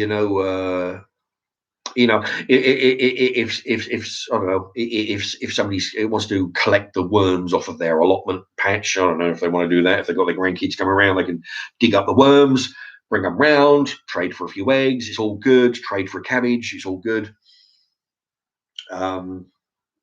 If they want to save their potato skins, their carrot tops, their the odd bit of old tomato, freeze it in a bag, bring it round. Right, I've got a big bag of stuff. Great, wait till it thaws out, throw it in the patch, trade it for some, whatever. So trade the eggs for food, which will turn into eggs, which I can trade for food, which will turn into egg. Anyway, that's like a long version. That's probably about a 20-minute bloody rant, all right. But that's the idea. So, so when I dig the hole and the weather warms up, and when I'm ready to fill the hole, I'll take my camcorder down the allotment. I'll film me, or get somebody to film me filling the hole, because filling the hole is going to be easy. It's digging the bastard that's a backbreaking, but I can fill the hole. Once I get the hole done, I can pull it with logs. I can throw in the newspaper, throw in the wood chips, throw in some compost, throw in some more leaves, some branches. Do a video with that. It can show you something interesting, and then put the chicken thing on top. I mean, we're looking at several months away from getting the chickens anyway. All right, because I've got to build the surrounding. Got to get it all built on there. I mean, a friend of mine says that he's got chickens. He says that what he can do is he can get some fertilized eggs. He's got an incubator, and he can get me some. And I said, look, we'll hold off for a moment, right? Let's just get this thing built first before we start trying to get the chickens. There's no point getting the chickens before I build the thing, right? So but that's the thing. It's kind of like up in the air. I don't know what I'll be doing yet with whether I'll be getting some ready-made chickens. The chickens will take about 16 weeks or so. What's that? That's 4, 8. That's about 4 months old. When the chicken's about 4 months old, then it'll start laying eggs. Around about 16 weeks. So I could get some baby chicks, grow them from nothing, from baby chicks, have them grow into adults. That means feeding them for 4 months. Well, it's not a problem feeding them for 4 months before I get any eggs. That's fine. Or get ready-made eggs, chickens that are ready to be producing any minute. That'll be fine. I just don't know yet. It all depends on what's available. I don't know whether there will be because I've got what be available is the big chickens, which are huge, right? Because you've got huge chickens, then you've got medium-sized chickens, and then you've got bantams. Regular people to the channel remember, Damien, don't count your chickens before exactly. Years ago, when I had them at another house I was living at, I had 6 to 8 bantam chickens, which I describe as if you ever seen a fat pigeon, that's what a bantam chicken looks like. So I could either have those, it all depends on what's available at the time, or I could have a mix.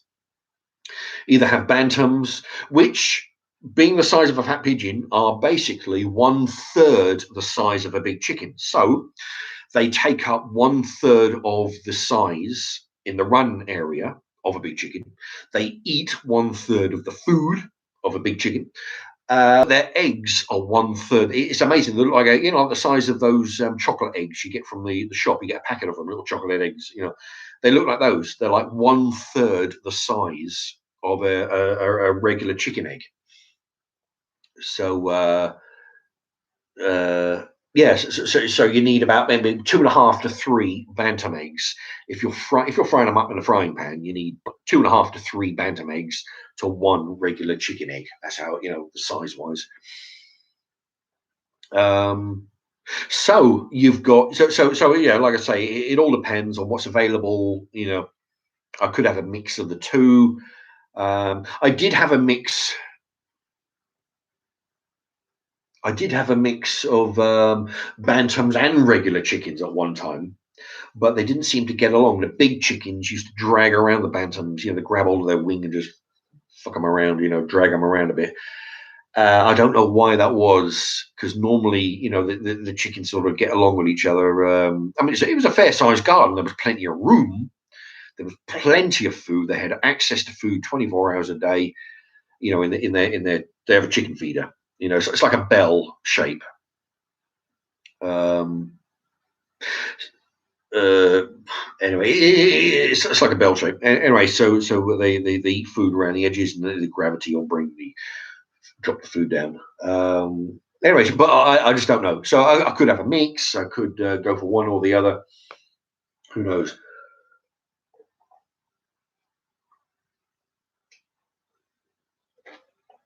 So yeah, while the old videos, when I was filming the chickens at the other allotment, they weren't that popular. It was a marked drop, because even things like sandwiches or regular food videos that I'll be filming, when I did the chicken ones, the actual people who watched them, I mean, personally, I figured, what the hell? I figured, people will want to watch it for something different. I mean, who doesn't like watching chickens eat, pecking at food?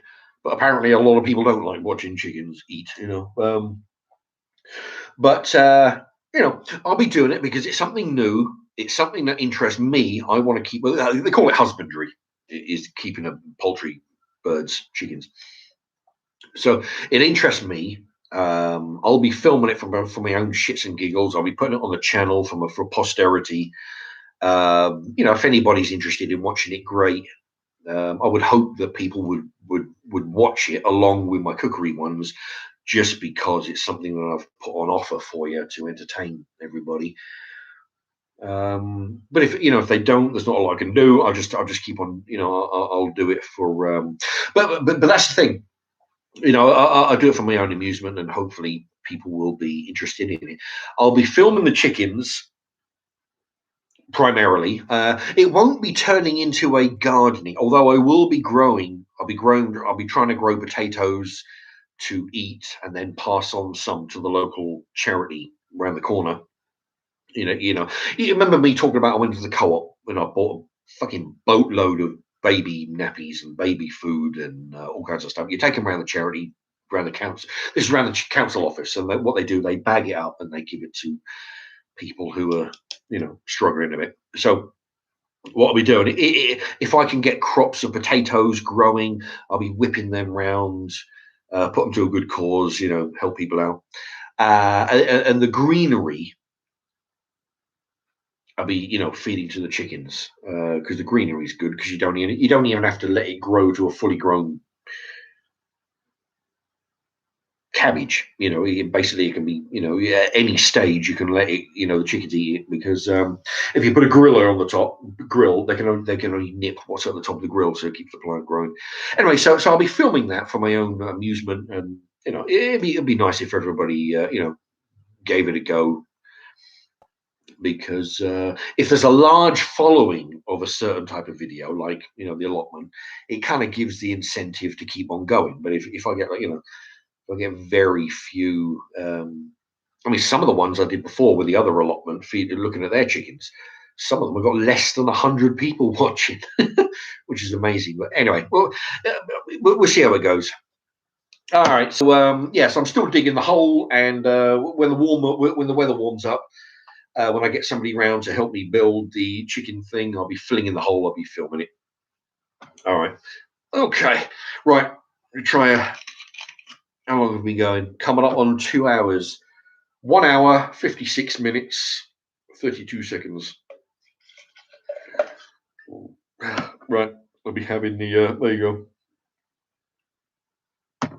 This cup, by the way, this was sent to me by Mr. Mullen. When I had a PO box, I had he sent me that. I still wear I've got a load of t-shirts as well. I've got the Chicken Whisperer t-shirt. I've got a Red Stark Industries t-shirt which I wore the other day. Somebody commented on the fact that I don't really wear colourful stuff, which is true. I mean, most of my t-shirts are white. Well, all my t-shirts are white. Sometimes they got little patterns on them, but yeah.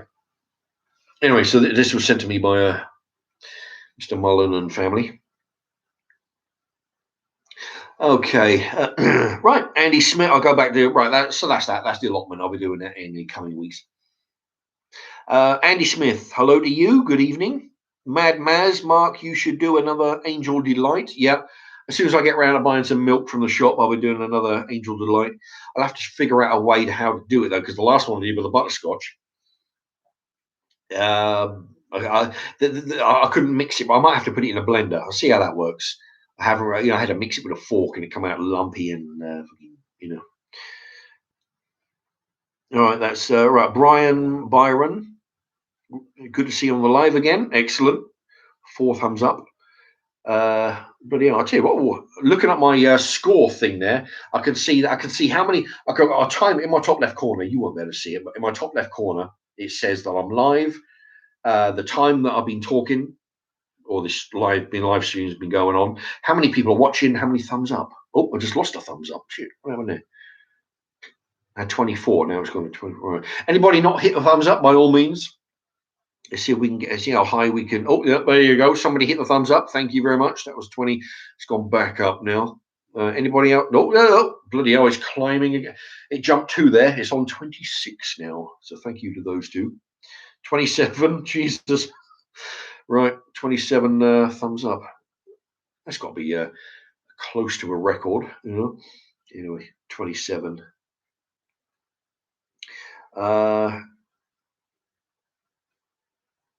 So I keep looking back to see if it's jumped, but it hasn't. Damien, would be a neat trick if the eggs were 3 times as large. Indeed. I'll tell you what, though. I knew somebody who's going to sort me out with the chickens also used to keep ducks. And those, I tell you, you've got your bantam eggs, which are the size of little chocolate eggs, little small, so times that by 3 to get to a regular chicken egg, and double that again. 2 chicken eggs is about the size of a duck egg. Duck eggs are pretty huge. Oh, Duck eggs, though, they taste so good, you know. It's hard to describe if you know. I mean, you figure someone like me who's used to describing the flavors of food reviews, um, it's quite difficult to describe a duck egg. It's more richer, not creamy, but it's got a more richer flavor.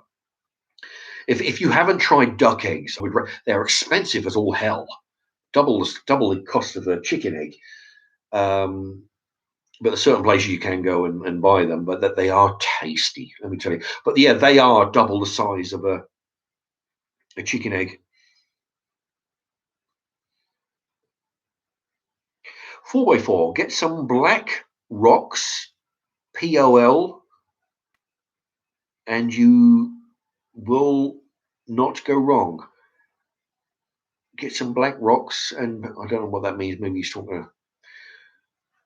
That's the thing. So, I'm reading comments. They might be directed at somebody else. Damien, yeah, cockfighting videos might be interesting. Might draw some punters, and you're running a book on the side. Yeah, tell you what, that might be a good way of making some money. Get my chickens to get some fighting chickens. Yeah, make some money on the side. Get a little bookie action going.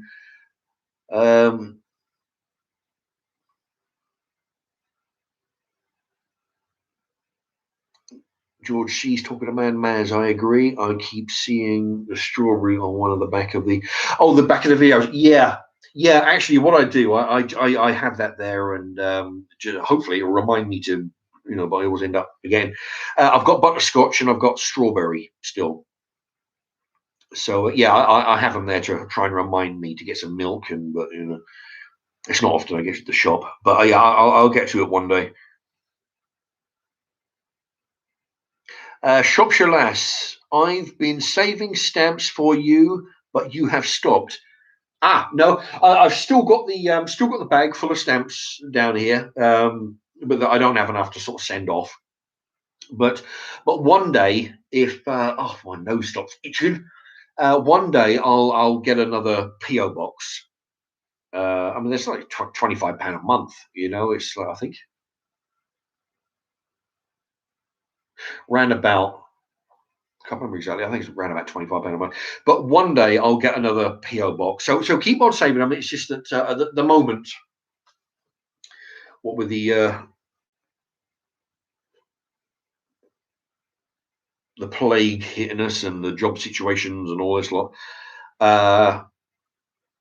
So if anybody's out there still saving your stamps, the picture stamps or the Queen's Head stamps, whatever you get, put them in an envelope, save them. One day I will get the PO box going in. And then you can send them in if you like, and we do the shout outs and all that kind of stuff that we did before. Damien, that drink's gonna be a banger. Vodka and energy drink, indeed. Yeah, I mean, I've heard of people putting vodka with Red Bull. I don't like Red Bull. It's too much of a cherry flavor for me. I don't really go for it. But I the cost, not because of the cost, although pretty bloody expensive. But I actually prefer the shop brand. I prefer those 25p cans of shop brand energy drinks. I prefer those. But that's what I'm doing. I've got £1 a litre. It's the first time I've had this with vodka, but normally I drink it with Coke, but I don't got any, or lemonade or any of that lot.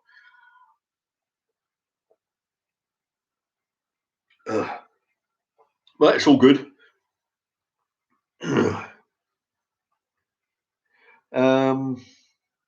Damien, beautiful colour duck's eggs, if not mistaken. Did you do a video on those? No, I didn't. I didn't do a video on my mate's duck eggs. Pretty sure you had some beautiful blue eggs. Oh, yeah. No, you're thinking. I actually, when I worked, when I got loaned out to the building across the road, Sainsbury's, I think it was. I'd get loaned out over there, and they had a shop, little shop in the warehouse. That's in the canteen, where you go in and you buy all the stuff that got damaged. If somebody put their boot through a box of cheese, that cheese, the cheese, the meat, the steak. That's where I got those steaks from. Those sirloin steaks I did videos of. Yeah, all that stuff. And I managed to get some. I think they were they quail eggs? I don't know. I can't remember. But they were small eggs, and they were blue. In actual fact, if you watch that video, whatever it was called, those eggs are about the size of the bantam eggs. And I can't remember. Were they? I can't remember what they may have been. Oh shit! I can't even remember what but they were small eggs. I think it said pullet, which is like a small, like a pullet is, I believe, is if memory serves, is a chicken. I'm getting the effect of the vodka. A pullet is a chicken that's just reached egg laying stage. I think. Anyway, but yeah, you might be thinking of those. But that's I got those from the shop. Normally, but I got them dirt cheap. Not with the price on them was pretty scandalous, I think. But you can buy those in supermarkets at a bigger price. But I got those cheap, so I thought, right, I'll give them a go. They were nice enough, and the shells were actually, yeah, they were funny looking shells. They were like blue and all kinds of different shades. But it all depends on the breed. Like the Americans, they go for white eggs, right? In England, you go to the supermarket, 99% of the eggs are brown. It's nothing to do with white eggs are better than brown eggs are better than white. One has got more vitamins. It doesn't matter. The fact of the matter is, it's due to the breed of chicken. The chickens that they use in America produce white eggs. The breeds that we mostly use in England produce brown eggs. You can get different color eggs depending on, get speckled eggs. It depends on the breed, which is why when I had the bantams, for example, I had like out of the eight to 10 bantam chickens I had when I went to choose them, and even when I bought regular size chickens from the garden centre, I went in and I got like 3 or 4 chickens, the big ones. And I said to the guy, because the guy had to go in and grab them, I said, right, get me that brown one, get me that white one, get me that black one, and get me that multicolored fucker over there, because I knew, because there's several reasons for that. One, because I knew that different breeds produce different colored eggs, just for shits and giggles, just to have a bit of variety, different color egg shells. Okay. 2, because different breeds of eggs, it's the vodka, different breeds of chickens produce a different quantity of eggs. The best laying egg, I mean, there's 365 days in a year, right? People say, oh yeah, you get an egg every day. You don't get an egg every fucking day. Different breeds of chicken produce a different amount of eggs. So I had Sussex. I had one white chicken, was a Sussex, I think, produces like 200 eggs a year. Because basically they need a break, or they can't be kicking out eggs every every day. They because what it does, it goes on like a cycle. It's something like 23 and a half hours a day, or 22 and a half hours a day. So every day, it gets something like get later and later and later and later. All of a sudden they have a break, and then the clock gets reset. So it'll be like, so the Sussex, for example, might kick out 200 eggs. I had another chicken which might produce 180 eggs a year. Other chickens might produce 220 eggs. So you got 220 eggs from this chicken. You got 200 from this chicken. 180 for them as this chicken. 150 from another chicken. So so that way, every day you will get eggs. Okay, but a chicken won't produce an egg every single day. It would produce like 5 of them, 6 of them, whatever, in a week, and then have a break, and then the clock gets reset, because it's not every 24 hours. It's something like, I can't remember which way it goes. It could be 23 and a half hours, or the other way, 24 and a half hours, for example. So every day it gets later and later and later and later and later. Which is why you need to reset the clock. or the body clock of the chicken. How the fuck did I get onto that? I don't know. I don't even know. I got onto that subject. Yes. So when I had the bantams, I had like 4 or 5 different breeds, and also the other reason why is because one, if you've got like 8 different chickens, all the same breed, right? They look exactly the same. One, it's boring as fucking hell trying to watching them, because it's really interesting watching the chickens do their thing, right? But if they're all exactly the same, it is boring as shit, right? So you have different colors, different breeds, and they all got their different temperaments. Two, I've spoken about this on a video once, that when you come to doing their lice powder, you got this thing called diatomitis earth, which basically is a fancy name for pulverized uh, uh, clay. What they do is they heat the clay up into a brick, or solid, and they pulverize it into powder. They charge a fucking fortune for it. It's crazy. Anyway, pulverized clay is diatomitis earth. Sometimes you might get in cat litter, and which is good for if you have some and you put it in your cat litter as well. It absorbs, the stink and the moisture and all that stuff. Anyway, so the idea is that every now and again you have to grab a chicken, and you have to get the diatomitis earth, and you have to spread it all under the feathers, round the arse, round the legs, round the neck, basically under the wings. So basically, the powder will kill the mites. It basically strips the coating off the mites, and they die, and then they, but the trouble, anyone who's got chickens will tell you, if you've got like 8 chickens, it's hard to remember. You can't, because all running around. You grab a chicken, you hose it down with the powder, right? And you throw it back into the flock. Then you've got to figure out, have you done that chicken, or So if you have 5 different types of chicken, for example, different colors, different breeds, you can tell, right, you're doing the black chicken, right? Grab the black chicken, throw that back in after you've done, right? Grab the brown one, grab the yellow one, grab the white one, grab the multicolored one, grab the black and white. And it's easier to do health checks on the chickens because you can tell them apart. If you've got 8 or 10 chickens all the same breed, they look exactly the same.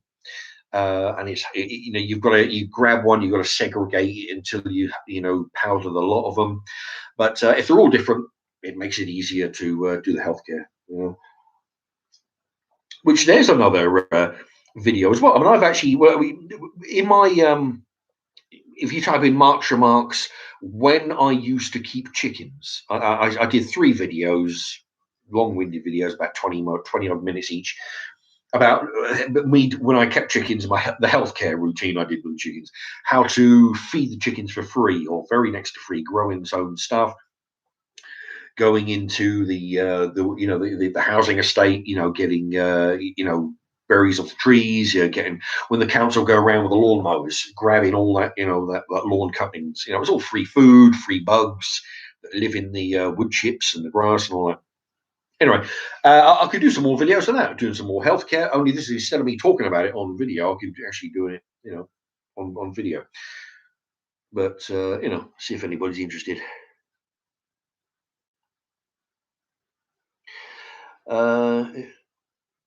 Okay, Funky Spectrum. It is not to the feed of chicken always. It is not to the feed of chickens always. It is to do with the food. My mate had chickens, and I force-fed them a tube of Smarties, and they did blue eggs. Well, no, no, you won't do that. I'll tell you what, though. What I did, I nearly shit myself. Fucking with worry. I actually, when I used to go to the local kebab van, I used to say, right, give me kebab. Let me have some, red cabbage. And I used to ask them, can you put some red, cabbage? Just wrap it in a bag, and I'll, in a separate bag as well, for the actually give it to the chickens. So I'd come home, put red. So you got 2. You got green cabbage and red cabbage. Red cabbage is more purple, but they call it red cabbage. I gave them the red cabbage, and being the purple cabbage, they ate that like they normally would because they love it. The next day, I go into the garden and there's purple chicken shit in the usual, because I'd have to, you go out there and turn over the dirt and that. There was mounds of purple chicken shit, and I swear to Christ, I only fucking shit myself to death. Worried. I thought, fuck me, have I poisoned them? What the fuck? It turns out it's because they ate purple lettuce, well, cabbage, and it turned their manure purple because they were used to the regular green cabbage and green lettuce. They weren't used to the purple. So yeah, I mean, so that will affect their manure. I don't think it will affect their eggshell as such. Although, I mean, I've heard people. I think it's a bunch of shit, but I've heard people say that they've given their chickens curry. I think they're talking shite. But they've said that, I don't know if they've said it to me or I've seen videos of it. They've said that, and it makes the chicken, makes the eggs turn a curry flavor. I think it's horse shit, but they'll they'll eat a lot of things, and of course, I mean, to get a good quality egg, you've got to give them quality food. The days when we were in Norfolk, in a place called Diss in Norfolk, when I would have been between 5 and 7, because I remember 1977 was the Jubilee, Silver Jubilee, and we were living in Diss. We had chickens in the bottom of the garden, a dozen chickens.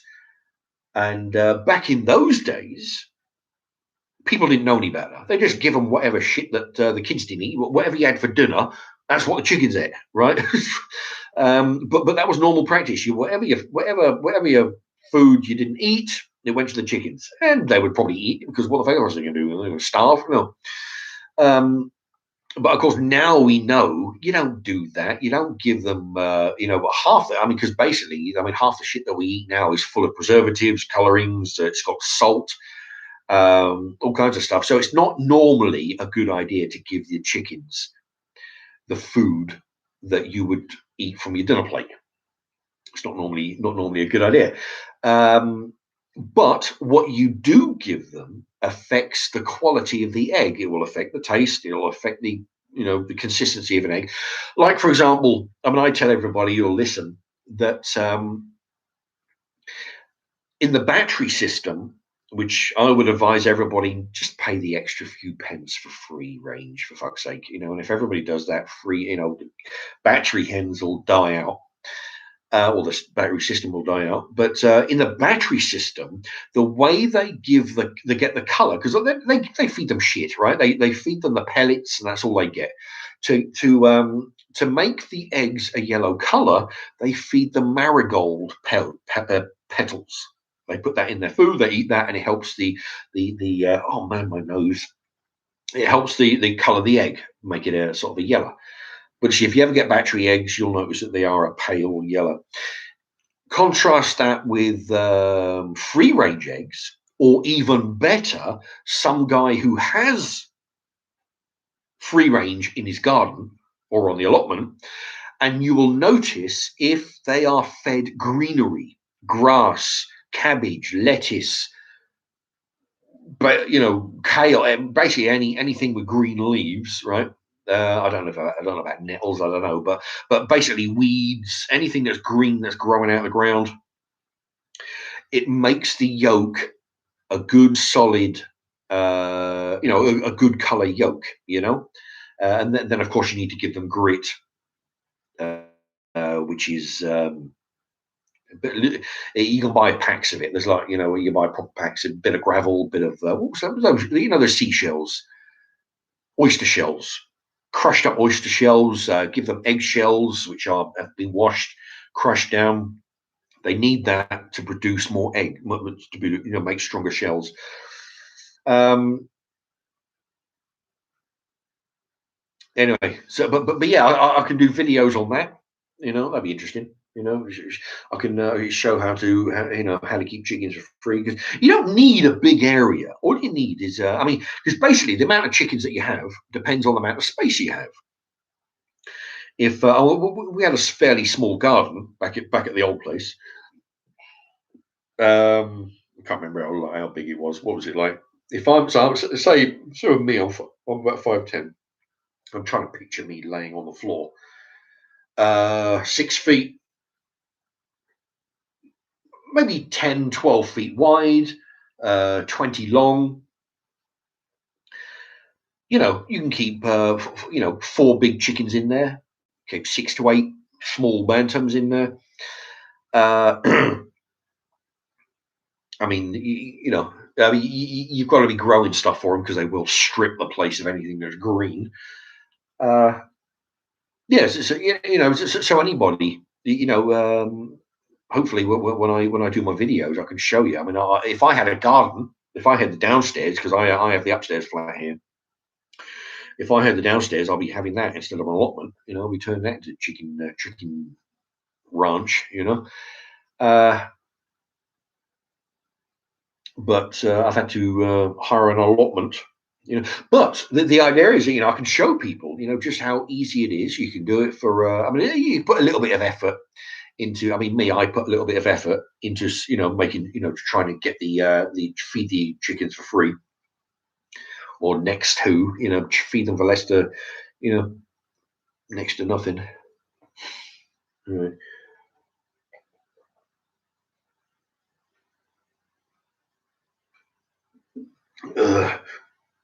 So yeah, so maybe people can follow my example, saying, look, you don't need a big farmland, you don't need a big field. If you have a small garden, you have 2 to 3 or 4 chickens. If you have a big garden, you can. I mean, the thing is, I've said this before. I mean, anybody. I mean, I'm 50, right? What's it now? It's the second month. I'll be 51 in 4 months, just over 3 months. So 45 years ago, everybody. I mean, when we were in Dis Norfolk, right? Well, when we had chickens. I was a kid then. I was like 5 to 7 years old, so I didn't really know. I mean, I knew a few people on the street, but I don't know what people were doing in their gardens. I do know that our immediate neighbours and people who we knew down the street, or my parents knew down the streets, everybody grew their own stuff. Right now, I mean, my mum and her boyfriend, they live in a house. They have chickens, but they've dedicated most of their garden to have a lawn. She has some high raised what do I call them, raised beds around the side. They got a few chickens for the eggs. But that's the thing, people are more concerned about having a lawn than they are about growing their own food. Because I figure, I mean, if I had a garden, I'd fucking have an inch down to the inch, every square inch would be growing some fucker, because I could be trading and with stuff. But it doesn't make sense to me. I mean, admittedly, I don't have the opportunity, except now I've got the allotment, but it doesn't make sense to me. Why go to a workplace that you don't like to earn money to buy vegetables which you could have for free in your garden? Why not grow them for free in your garden? And the money that you would spend on vegetables, buy something with it. Buy yourself, a holiday, a night, a coat, a push bike, a pair of trainers. Buy yourself a nice fancy, whatever the fuck, microwave, But honestly, it doesn't make sense. You work in a place. I mean, there's not many jobs around that you can actually go in and think, "Fuck me, I love my job." You go in, you work for an hourly wage, working for some bastards who don't appreciate what you're doing. You take that money, you give it to somebody else for namely vegetables. I mean, there's stuff that you can't buy. You can't be buying. You can't be growing your own apples. It takes up too much room. It takes a long time, but you can grow your own cabbage, grow your own potato. Potatoes are easy as hell. Carrots, Brussels sprouts, whatever else. Why give the co-op your money for stuff that you could have in a patch in your garden and use the money? I mean, if you figure how much money, I mean, it'd be difficult to add up unless you actually counted it over a year. But you figure how much money do you spend? Every time you go to the shop, you spend a pound, pound 50 on a bag of potatoes, 79p on a bag of carrots, a pound on a bag of peas, 95p on a pack of 3 onions. You buy 95p on a lettuce. If you add all that up over a year, a small fortune. I mean, you could you know, probably run that's your electric bill for 2 months for whatever. If you itemized it down, if you did that, from today for the next year, itemize every time you bought some fruit and veg, and figure at the end of it, it's totaled a certain amount of money. You think, fuck me, I could run my car for 2 weeks on that. That's a month's mortgage. That's, or maybe that, but it'll be like a couple of months of electric bill. That's more, or whatever. Something can grow in the garden, but people don't. They tarmac they pave and slab over their garden. They build a fucking area that they can sunbathe on it out in the garden. But yeah, 40 odd years ago, it was common practice that, I mean, we had it. We had chickens in the bottom of the garden, and we had this. I remember we had this big oil drum. Like when you get the blacks, they start doing the old bongo thing on the big oil drum. Instead of turning it, you turn it upside down, you fill it with dirt, and you grow your potatoes. That's how we grew the potatoes in this big oil drum. We had potatoes, and I remember we had cabbage. And the next door neighbours, who strangely enough, it's been 45 years, I can still remember that they were the Partridge family, just like on the old radio channel. Paul Partridge, I think the dad was named. Anyway, they were Partridge family. They had other stuff. They were growing, onions and tomatoes, right? And we traded with them. That's how it was. You don't need, we even knew back then, you don't need to grow 6 different things in your garden. Okay, you don't need to. It's a big fucking pain. Everything grows at a different rate of speed. Everything has to be planted at different times of the year. Everything takes a different amount of, So what you do, you grow 2 things, and you grow them really well. We had potatoes, we had cabbage. Next door had tomatoes and had onions, and then you trade. You grow an abundance of potatoes, you grow more than what you need, so you trade them with next door who are growing tomatoes. And that's how it worked, and that's how people did that. That's how it worked now. You try and find, you go down your street, and admittedly, I can, out of my window, I can see, because I live on a right angle. I'm on the corner of a right angle, so I can see I can see 1 or 2 houses, one side, but I can see 3 or 4 down the other L shaped of the right angle. Nobody grows their own veg, they've all got it lawned off. They've got a big trampoline in there, or they've got a big tree growing in there, taking that room. Nobody grows their own vegetables, even though they've got a big garden. And there's people like me who are screaming out for a house with a garden. If those blacks around the corner had kept their word and sold me what they did, they decided not to sell their place, and they decided not to tell me until it was too late, and I hired a fucking lawyer to do the paperwork, and turns out they didn't want to sell the place, didn't tell me, and I still had to pay the lawyer. So if I'd have bought their place, I would have had 2 years ago, I would have had the chickens, and I would have had stuff growing around and whatnot.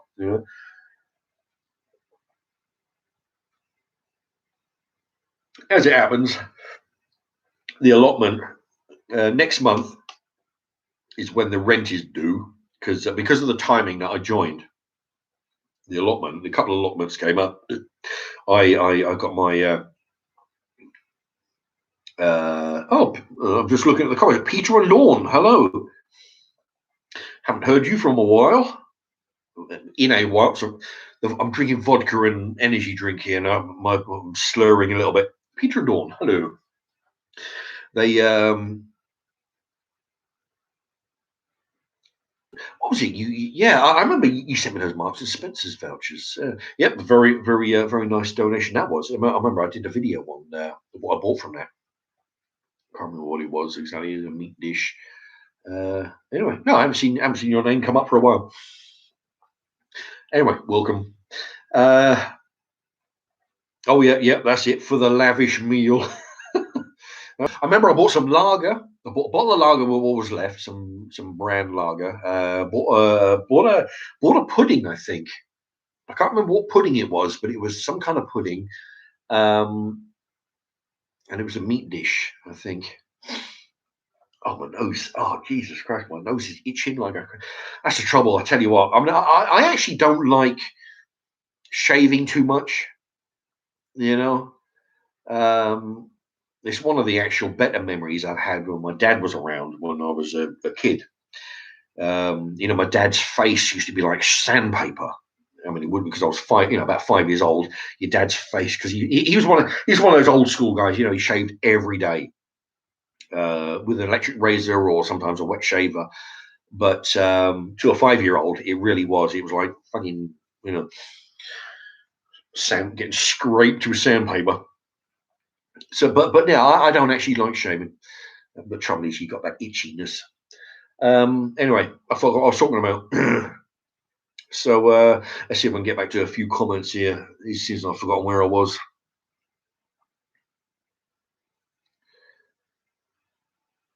Shropshire lass, women like this sort of conversation.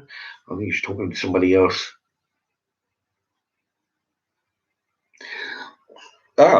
Funky Spectrum. One of my mates is into trading, mate. He's a toilet trader, but I never engaged his services because I have my own toilet. Toilet trader, yeah. That's a word I heard on With Nail and I, the movie. I recommend that movie to anybody. With Nail and I.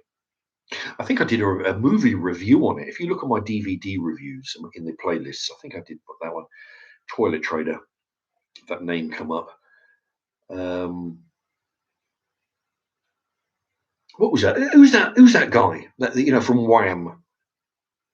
He got caught in the public bogs, bumming some guy or something. He got arrested for it.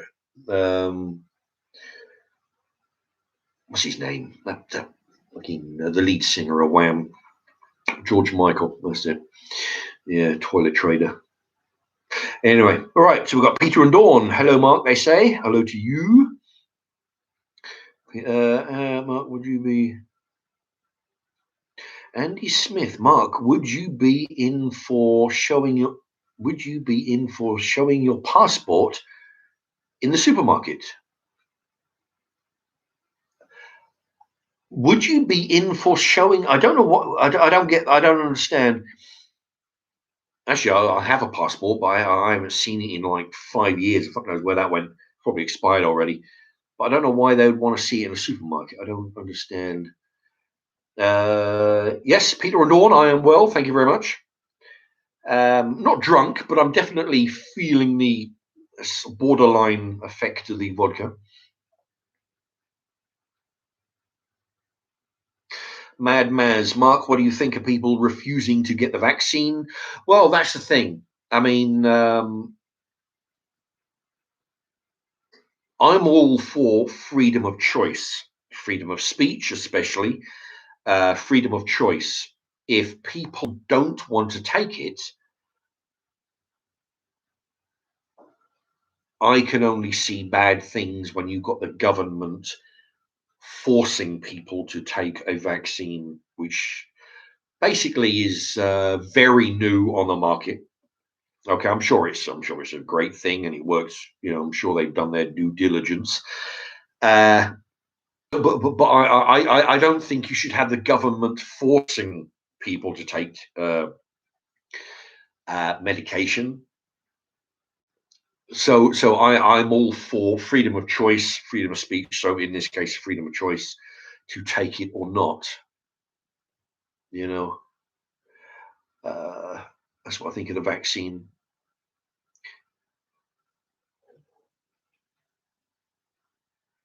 Yeah, Damien, you always look like you are taking unpleasant medicine when you chug at that drink. Well, yeah, but, I mean, it's an energy drink, which I kind of like, but it does have a bitter taste. Plus, it's been sitting around for a while, so it's going flat. So I'm trying to drink it while it's flat.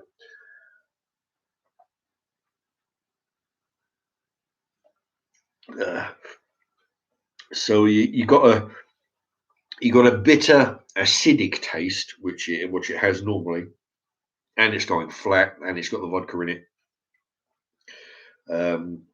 Plus, when I drink it, it kind of makes That's why I'm sort of like trying to swallow as well, because because it's so acidic, it builds up a bit of saliva in there. So even when I'm talking, I can feel it building up.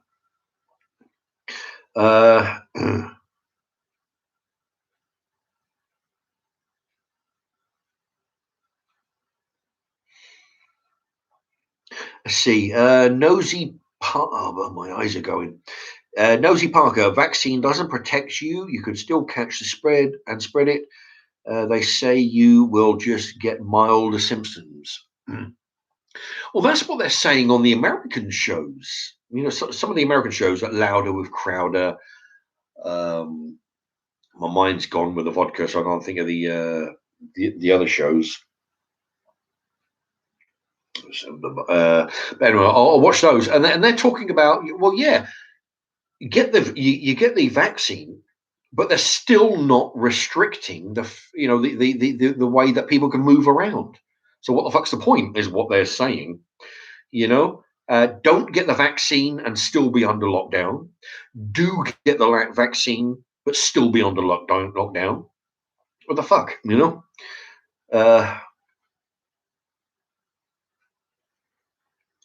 Dave says, my wife is a pharmacist and she says the vaccine is BS. You can't develop a vaccine in under a year and have it proper. Yeah, I mean, it does sound a bit quick because you've got to develop. Although I was under the impression that what they'd done was basically they were fucking with a flu vaccine. They had the vaccine for the flu, and what they'd done, they fucked around with it to develop the COVID vaccine, which is what I understand. So they did, as far as I understand, they didn't start from scratch. They took another vaccine, remodified it into the COVID. That's my understanding. But yeah, I mean, it was very, very quick, which makes me think how thorough can they have done the vaccine? To test it out. Nosy Parker, they rush the vaccine and they say immunity might be brief, so will need to be taken often. Plus, it rushed. It should be take 10 years on average. Yeah. Yeah, well, that's right. I mean, normally vaccines and medicines they take years and years. That they'll invent a medicine. They'll do trials, do testing. They'll do testing on people, on bunny rabbits, and all the rest of it, and do placebo effects and all that kind of stuff.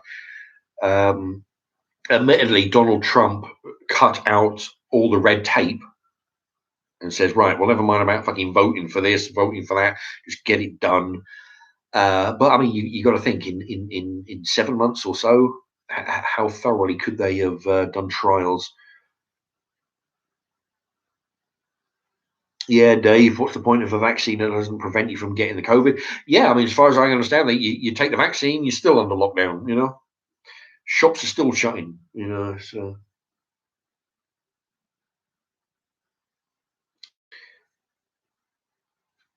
Anyway,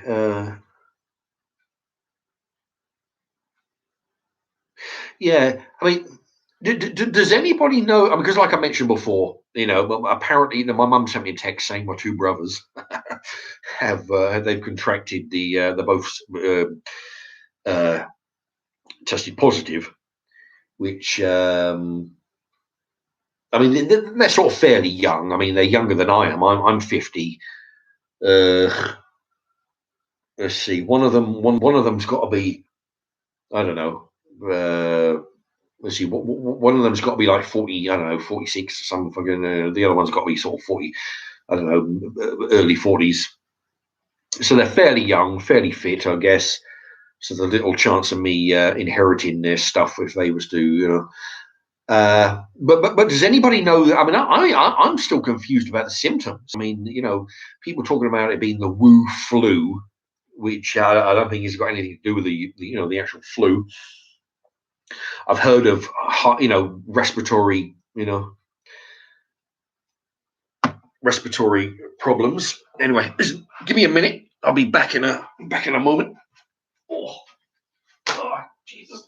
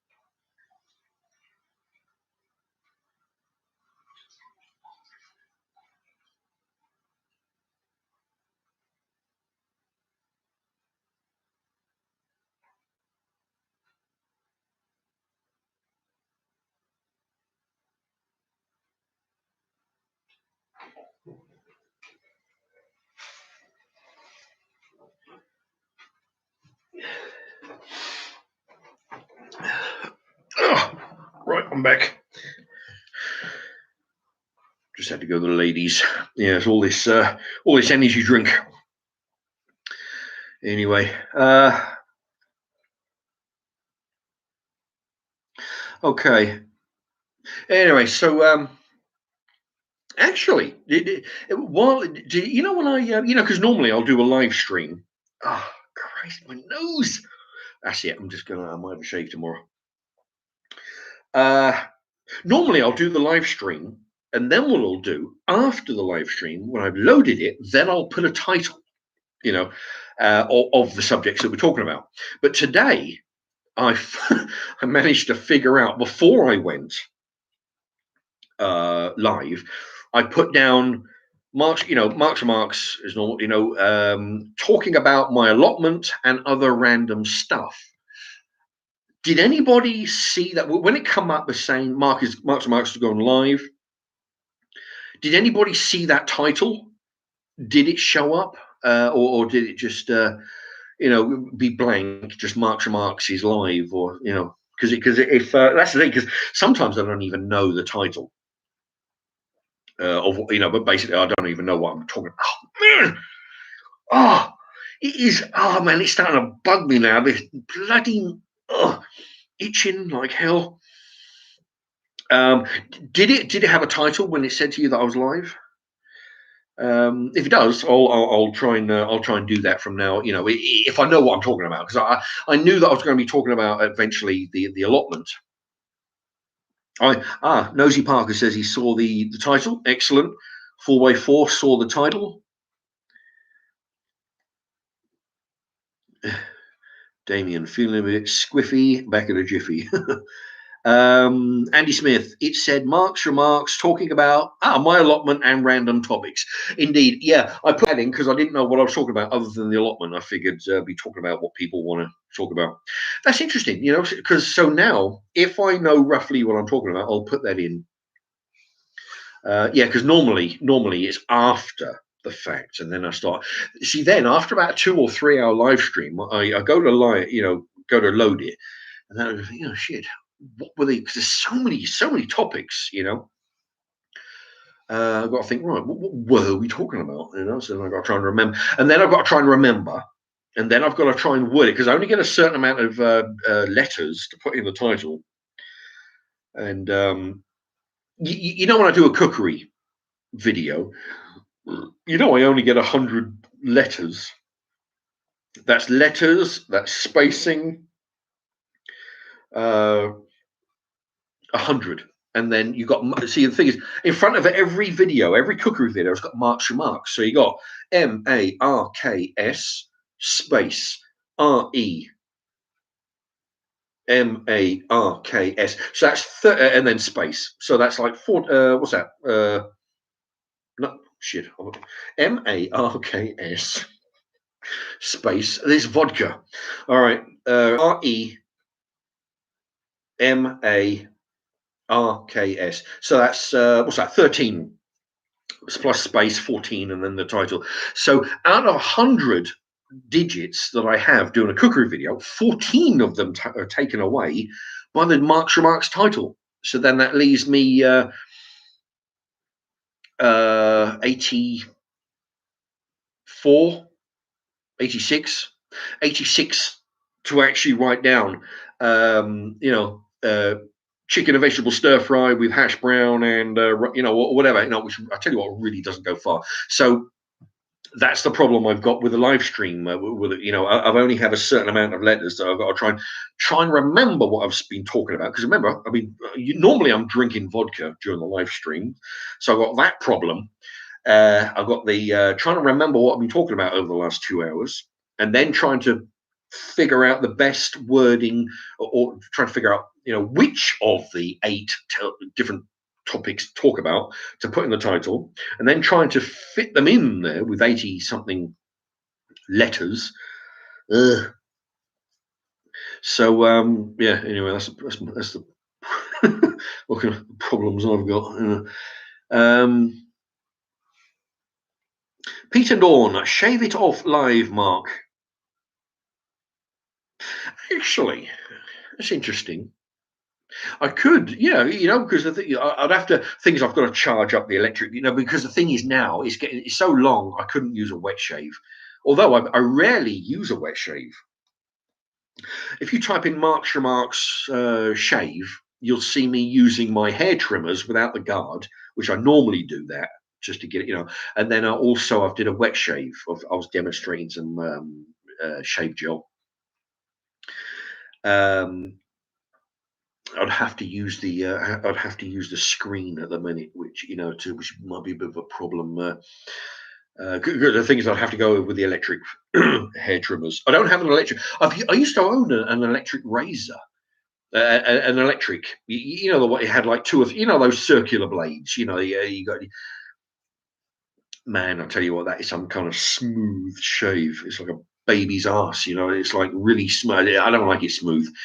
But the hair trimmers, you take the guard off, you trim with those, and it leaves a bit of stubble on there, which I prefer. I don't like the smooth face. So yeah, I mean, things I would have to. I would have to charge up the battery, but yeah, I could do a live shave.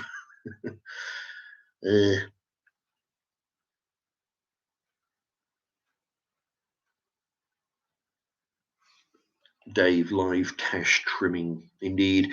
Damien, just was the red is live icon against you on my long list of subscriptions. Actually, talk about long list of subscriptions. I try and keep mine to a minimum of people who I subscribe to. I think I've got like 12. You can actually see if you go onto my Mark's Remarks channel and you go on to, in all the subcategories, you go onto the playlist, you go onto my videos, go onto my stuff. You can actually see the people who I'm subscribed to. There's about 12 people. I've actually, because when people sometimes write comments on occasion just to see what's going on, I'll look onto their channel, because people will write to me. I'll go onto their channel, see if they actually put stuff on their channel. Just some people do, some people don't. Sometimes they have on they have their list of people who they subscribe to, and they can run into fucking hundreds of people. Honestly, there's like 5 on a line. There's 5 lines down. And you scroll. There's one guy. I mean, Christ, I got up to about 200. I counted about 200. Then I stopped counting. It was amazing. I mean, I just don't understand it. But me, I figure that there's about 12 people. After a while, there are certain sites I think, well, I've had enough of that. I'll discontinue that, or sometimes just keep them on there for a while, just if it's once in a while watch their videos. But for me, there's no need to. I mean, I watch a bunch of stuff. I watch the same sort of certain types of things. I'll watch gardening videos. Years ago, I used to religiously watch chicken videos, see what other people. This one had chickens, but then when I get chickens again, I'll be watching more videos, just because you get lots of ideas from people who are basically doing the same thing but in a different way. It's amazing the amount of good stuff you can get. Because what I like to do is take different. I'll watch 50 videos, take this, take that, and amalgamate it all into one thing. All right, I can do. rather than watch one guy and follow him religiously, I'll watch 50 videos and take a little fragment of everything.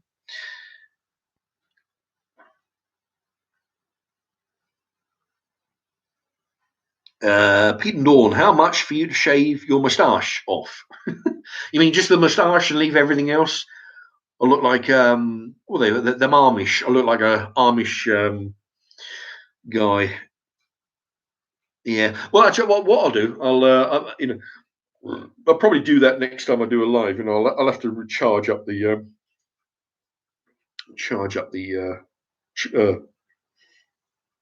razor. Nosy Parker, you normally have AK. Oh, then he goes to A list. That's the thing. It's hard because I'm trying to read these and then figure out whether people are talking to me. I think Nosy Parker is maybe talking to somebody else. It's hard. That's the thing. It's not easy sometimes to figure out if. Ed, you don't need to type Mark's remarks. Well, that's the thing. If you type in the search bar, if you just type in pastrami sandwich, it'll bring up every pastrami sandwich that's on YouTube. You see, or stir fry, or steak, or casserole. It'll bring up every casserole that's ever been made on YouTube. But if you type in Mark's remarks before the actual word, it will bring up my pastrami sandwich, my casserole, my stir fry, my protein shake. It'll narrow it down rather than go through thousands of other people's videos. It'll narrow it down to mine. Stuff that I've done. If you type in Mark's remarks, at least that's the way I understand. Yeah, because if you don't put Mark's remarks, it will just bring up every pastrami sandwich ever been made or filmed on YouTube, I think.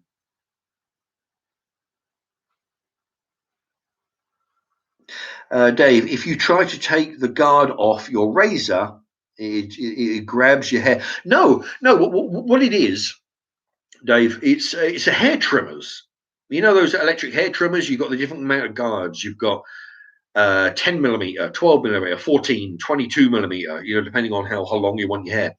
Take the guard off and you're down to the actual blade, and then you can just just shave with that, and it leaves a little bit of stubble. You see, like a millimeter. If you wanted to trim your beard to keep it a permanent length, certain length, then you can use the guard.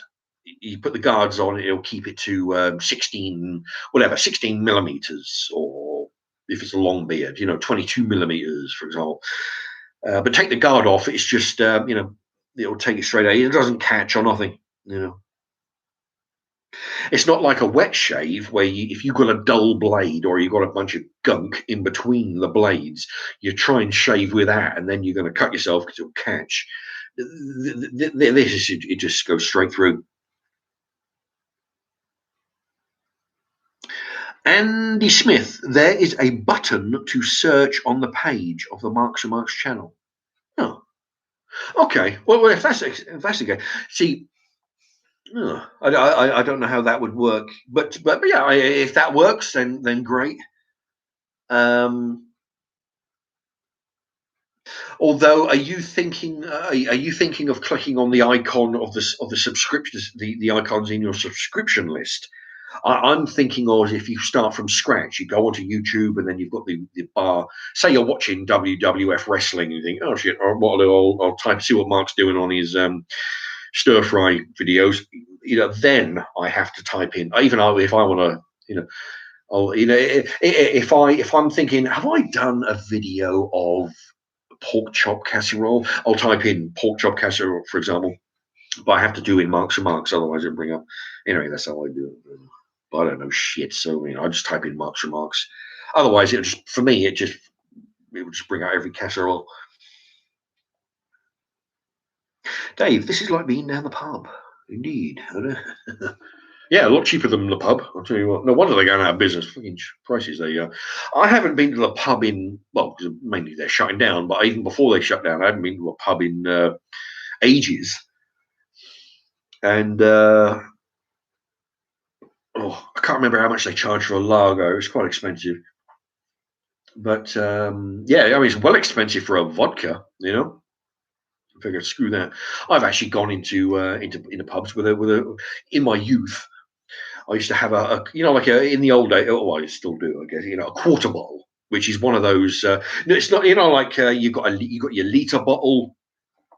Then you've got your 750 milliliter bottle, and then you've got a quarter bottle, which is one of those flat bottles, a little bit like a hip flask, which will slide into your coat pocket. I used to take those in the pubs. You buy an orange juice, and then when you get back to your table, then you're sort of like, all right, okay.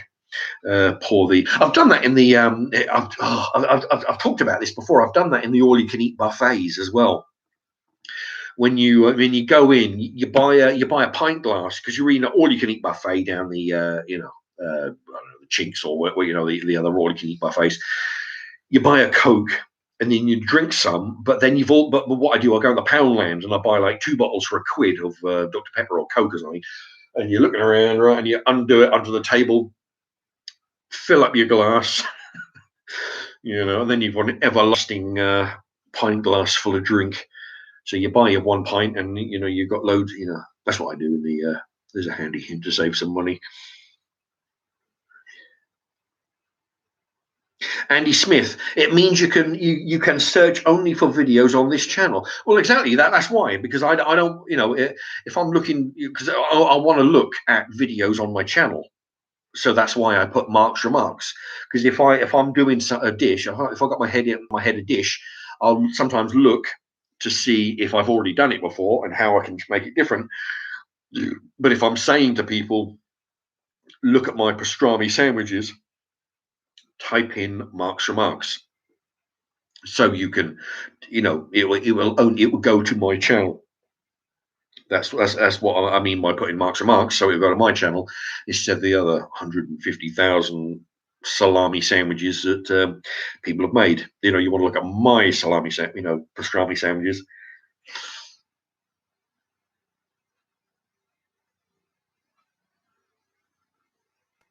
Uh, Mad Maz, did I see Obama blaming the royals for treating Harry and Meghan unfairly? No, no. Anything with the royal family, I've got zero interest in. Uh, Apparently, from what I understand, Harry doesn't want to. He's like he's like distancing himself from the royal family. He's out. I don't know what the equivalent to advocate, I guess. He's moved away from the royal family. He wants to go his own way. Which, by the way, he'll be cashing in on the names. What's he going to do? Get a fucking job? No, he's going to be cashing in on the royal name. Although, no, I don't want anything to do with the royal family. Fuck off, get over there. I'm doing my own thing, but I'll cash in on your name when it comes to me getting some stuff or getting in, getting invited to the circles that he needs to basically live the life that he's become accustomed to. Because, like I say, what's he going to do? Get a job? No, he's going to be cashing in on the name. So yeah, I mean that's about as far as he's going to be. Besides, I mean, he was never going to get on the throne anyway. I mean, you've got the Queen. I mean, Christ, I mean, if she's not dead, I mean, she's got to be well, I don't know, up there in the close to 90. You know, that's what happens when you don't do fuck all for a living. You get to live to 90 years old. Next one down is Prince Charles. He doesn't want to be king. Next one down is William. He's probably going to be king. Okay. Harry. Well, he's not been sired by Prince Charles. He was from that army guy from Get Me. I'm a Celebrity. Get Me Out of Here. That whatever the fuck his name was. That guy. The army guy. So I mean, he's never going to be king, not unless everybody above him sort of dies in a you know. But yeah, he's never going to be king. So basically, he's got the option of living off the name of the royal family, which he will be, even though he's sort of trying to keep his distance. Anyway, what?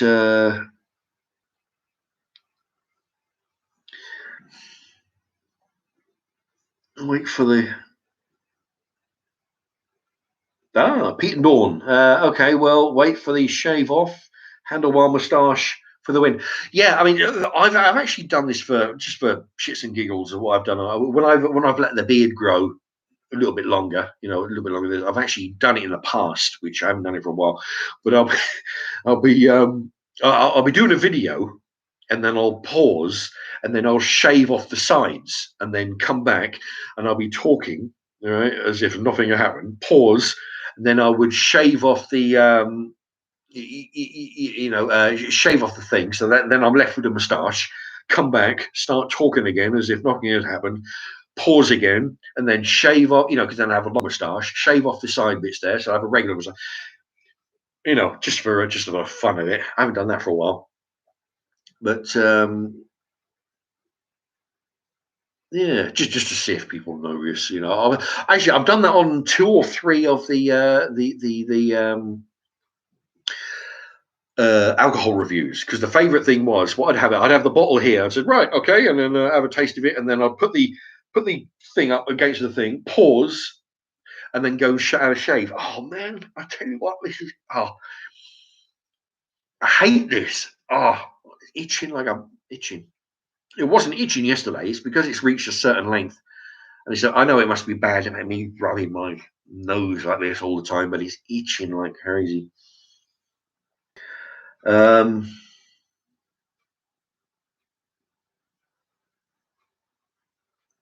Dave, chuffing heck. He's from Yorkshire, and it's pushing £3.30 for a pint in most pubs. Yeah, get a pack of scratchings, and you're already looking at a fiver. Yeah, that's the thing. Taking your own crisps, under your coat, of course. But yeah, I tell you, I mean, it is. I mean, what was that? You would say £3.30. I think it's more than that round here, because the more closer to a town centre, of course, the rates go up, which means the prices go up. Andy Smith, yep, but you can do it without typing Mark's Remarks by going on your channel and pressing the magnifying glass. Oh, okay. Well, I mean, I'm going along by yeah. I mean, I've done this on computers at work, where I don't know. I just find yeah. But I mean, I guess if you don't need to, great. Otherwise, just type in Mark's Remarks, or I don't know.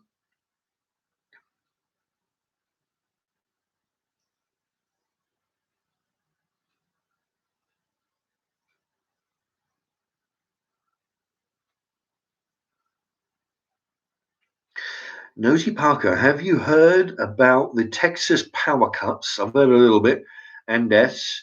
The snow turning out not to melt. People are putting up YouTube vids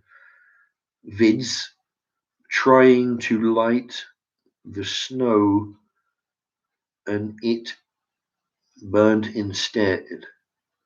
Looks like the Gov are playing games. Yeah, I've heard that they've had unprecedented snowfall in Texas. That's the thing. I mean, America gets. I mean, you ever seen the New York snowstorms down there? You think it's bad over here in Scotland, and yeah. And the thing is, things are only going to get worse. I mean, what's it now? It's 23rd of February. I mean, the cold weather seems to be getting later and later. If you, I mean, it snowed over here in Milton Keynes. It snowed for one day, and that was it.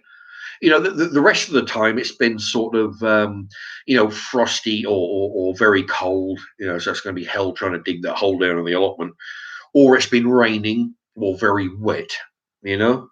And yeah, it's global warming. I tell you, there's something going on. And it's been happening for quite a few years. It's getting every year we get like one day of snow, and it's been getting later and later and later.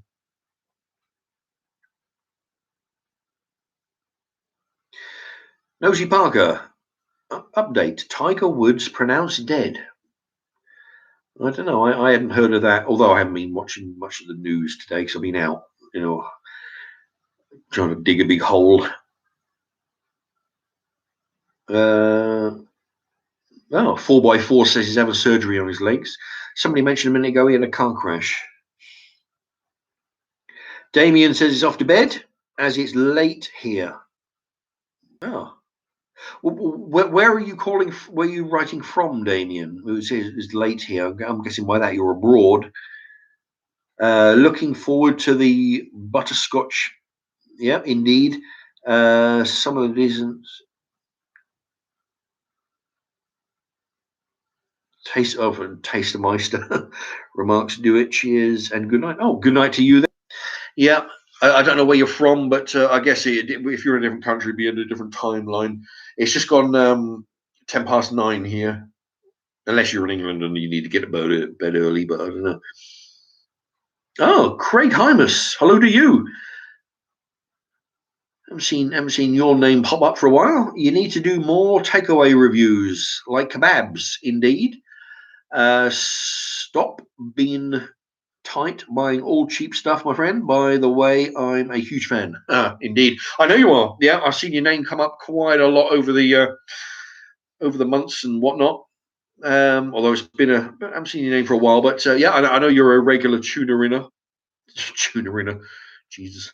Yeah, actually, I was talking earlier about if because the local chippy, they do the the kebabs. They do like the regular lamb, then they do the chicken, and then they do the tandoori. It's on 3 different sort of turny spits.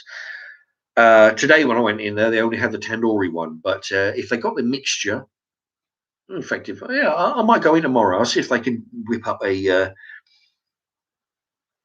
kebab for us. In fact, I did. You know what? There was a guy. I remember a couple of years ago. I went in, and this is back when I got like 2000. I think 2018. Anyway, it sounds a bit anal, but I actually know how many subs I've got. 2018 at last count, which is probably a bit more information than most people would put in. But so I got over 2000. But back when I had just a few hundred, 200 or 300 subscribers, I went in my local chip and I said, look, I tell you what, look, why don't you give me a T-shirt, one of your T-shirts with your company name on it? Give me a fish and chips, and I'll eat it while I'm, doing what they call a mukbang, right? It won't cost you fuck all. It just costs you the price of fish and chips. Just give me that T-shirt so I can say your company name. I'll shout out your name, where you're at. Go down here and get some fish and chips, and it's all, I was looking for a free T-shirt and bag of chips, and promote them. The guy wouldn't go for it, but it turns out the guy was telling every fucker that he owned the place. Turns out he was an employee. He's told everybody for a couple of years that he owned the place. Turned out he was stealing money, and the boss found out and fucked him off. And but if I could ever find the boss again, because sometimes he goes in there, but I don't often go in there. But if that happens again, what I'll do? Oh, my nose! I'll see if I can have a word with the boss. I'll see if I can get a T-shirt. I'll see if I can do some different foods. Do a mukbang and give him a shout out. So I do a shout out with a kebab and whatever else. He gets a mention. What I need is some local companies to do that, though. I mean, I did approach a load of companies when I had like 300 subs. Admittedly, it's probably the wrong time to do it, but I went to everybody from the local chippies. There was a couple of chip shops I went to. There was a kebab shop I went into.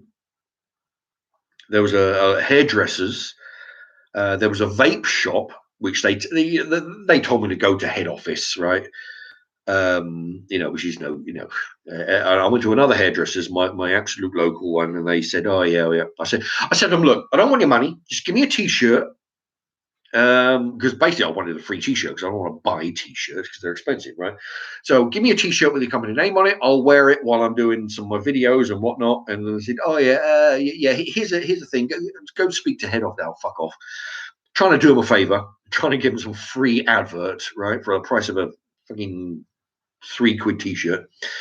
But it's real difficult, If you've got 100, I mean, I've seen YouTubers, if they got like thousands of subscribers, You get people sending them stuff, all kinds of, But I don't, I don't want people's money. It's like I've said to you before, when I've done this thing. If you know anybody who's got a company in Milton Keynes, or anybody anywhere really, they can, post stuff to me. But in Milton Keynes would be great.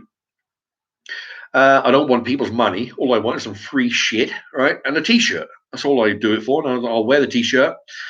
If they're doing, if they're a pie company, I'll eat the pies and I'll eat it on film and I'll tell you what I think.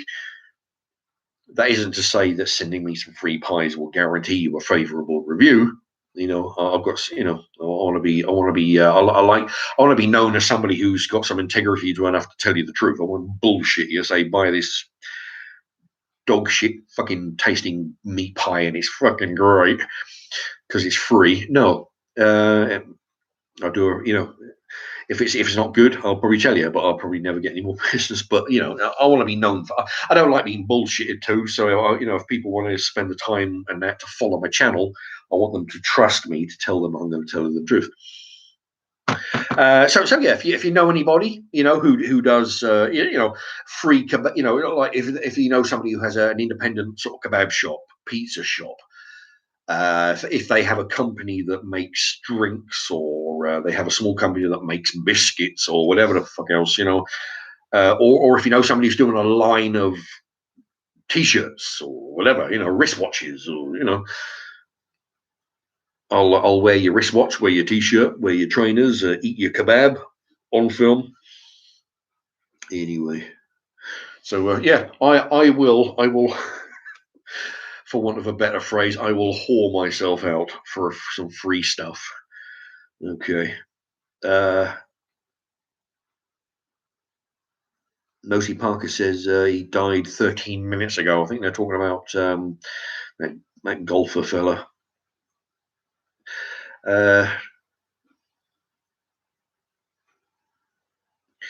Cheap, Nosy Parker, cheap is good. Everyone's doing the expensive stuff. This is economic and unpretentious.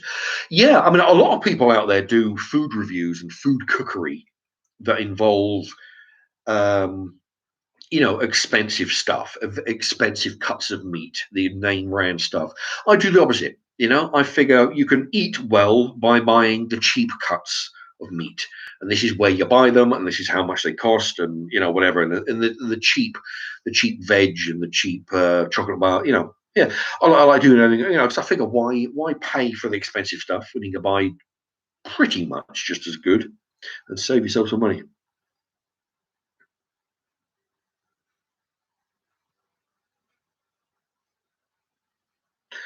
Everyone, Craig Hymus. I'm a huge fan of Chris. Have been since the start. Love your videos. They are great. Thank you. Chris. I reckon he must be talking about somebody else. But anyway, he's a big fan of Chris. And underneath, Craig Hymus. Is it not Chris? He means Mark. Yeah, indeed. Yeah, I know. You've been. I recognise your name, of course, from he's always tuning in. Craig Hymus. A regular viewer, a regular contributor to the comment section, which is always good. That's what I like. I like all the people that they write in. I mean, I do. I think people notice I do write. I do respond to a lot of video comments. I don't respond to all of them because I mean, sometimes comments don't require a comment return. But the ones that I like to reply to as many as I can, and yeah, it's good. Anybody wants to write stuff, great. Tell me how great I'm doing, and or even I invite people to when I do a video, say a stir fry or a sandwich or a casserole. What would you put in this sandwich? If you was to, I've put in some gherkin. What would you put in it to give it some extra, to make it your own? I invite those sort of comments, and I like when people say, even stuff that I've done wrong. Like the other day, I did my last video. I did a chicken stir fry with vegetables and rice. Somebody wrote in and said, "Yeah, you should keep the heat up the pan more, heat up the wok more," which is right, because I put the chicken in, and normally it starts to fizz when it's at the right temperature. I made the mistake of putting it too early. People call me on that, which is fine. I mean, because stuff that I do wrong. I mean, sometimes I know I've done it wrong at the time, or sometimes people will point out stuff that I did wrong. But it's handy for other people to read that. It's handy for me because I can hopefully learn something, and other people think, will look at it, think, oh yeah, it's and they can see when they something's done wrong, they can do it right. Yeah, I'm a huge right. Yeah, 4x4. 4x4. Is Chris Whitey? Is Chris Whitey a Vulcan? And um, oh yeah, Pete and Dawn, congrats on the 2.2 thousand subscribers mark. Indeed, thank you very much. Yeah, just over 2,000, which has been actually, what was it? July 15th, year of our Lord. For some reason, that date sticks with me. So, like your national insurance number, I'll recite my national insurance number every sort of 3, 4, 5 years or something. But it's something that 15th of July, year of our Lord 2017, which you can verify that by clicking onto the channel link. So yeah, it's been what's it now? Over 3 years. 3.5, I think. July 2017. Yeah, about 3.5 years, I think. Yeah, 2000. So 2,000 subs in just over 3 years. In fact, another way to work it out is 2,000 subs, and I've done just say about 2,000, say 2018 subs, and I've done 1,000 and almost 30 videos. So you could say one. So you could say two new subscribers for every video that I churn out is another way to look at it. So 2,000 subs, just over 1,000 videos. Actually, it's amazing, because sometimes, I mean, I look at people's channels, and I've gone onto people's channels, and they've got like hundreds of thousands of subscribers, and they've done like 37 fucking videos. It's like, how did that happen? 37 videos, you've got 250,000 subs, which I'm working my ass off. Anyway, but what can you do? That's the thing. When you're doing cookery, I mean, there's 1,000 guys out there all doing the same chicken sandwich videos and stuff.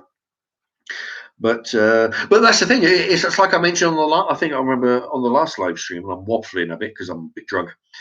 I seem to have accumulated, rather than quantity, I seem to have accumulated quality subs. Which by that I mean people who religiously watch the videos, who religiously comment on the videos, on the cookery, and also the live, because I see you see the same names coming up over and over, all chiming in on the different cookery videos, and also they stick with the live stream. So so I may not have the quantity as some, but I have what you might call a loyal. There's always people coming and going, but the ones who like the channel, they seem to stick with the channel, and that seems relevant by the fact that I see their names coming up over and over again, which is good. The rules chipping in with some some comment or question or whatever else. Yep, Andy Smith, 2.2 thousand. Indeed. Let's see, what's your new fave dish? There. Pete and Dawn, what's your new fave dish you've recently created? I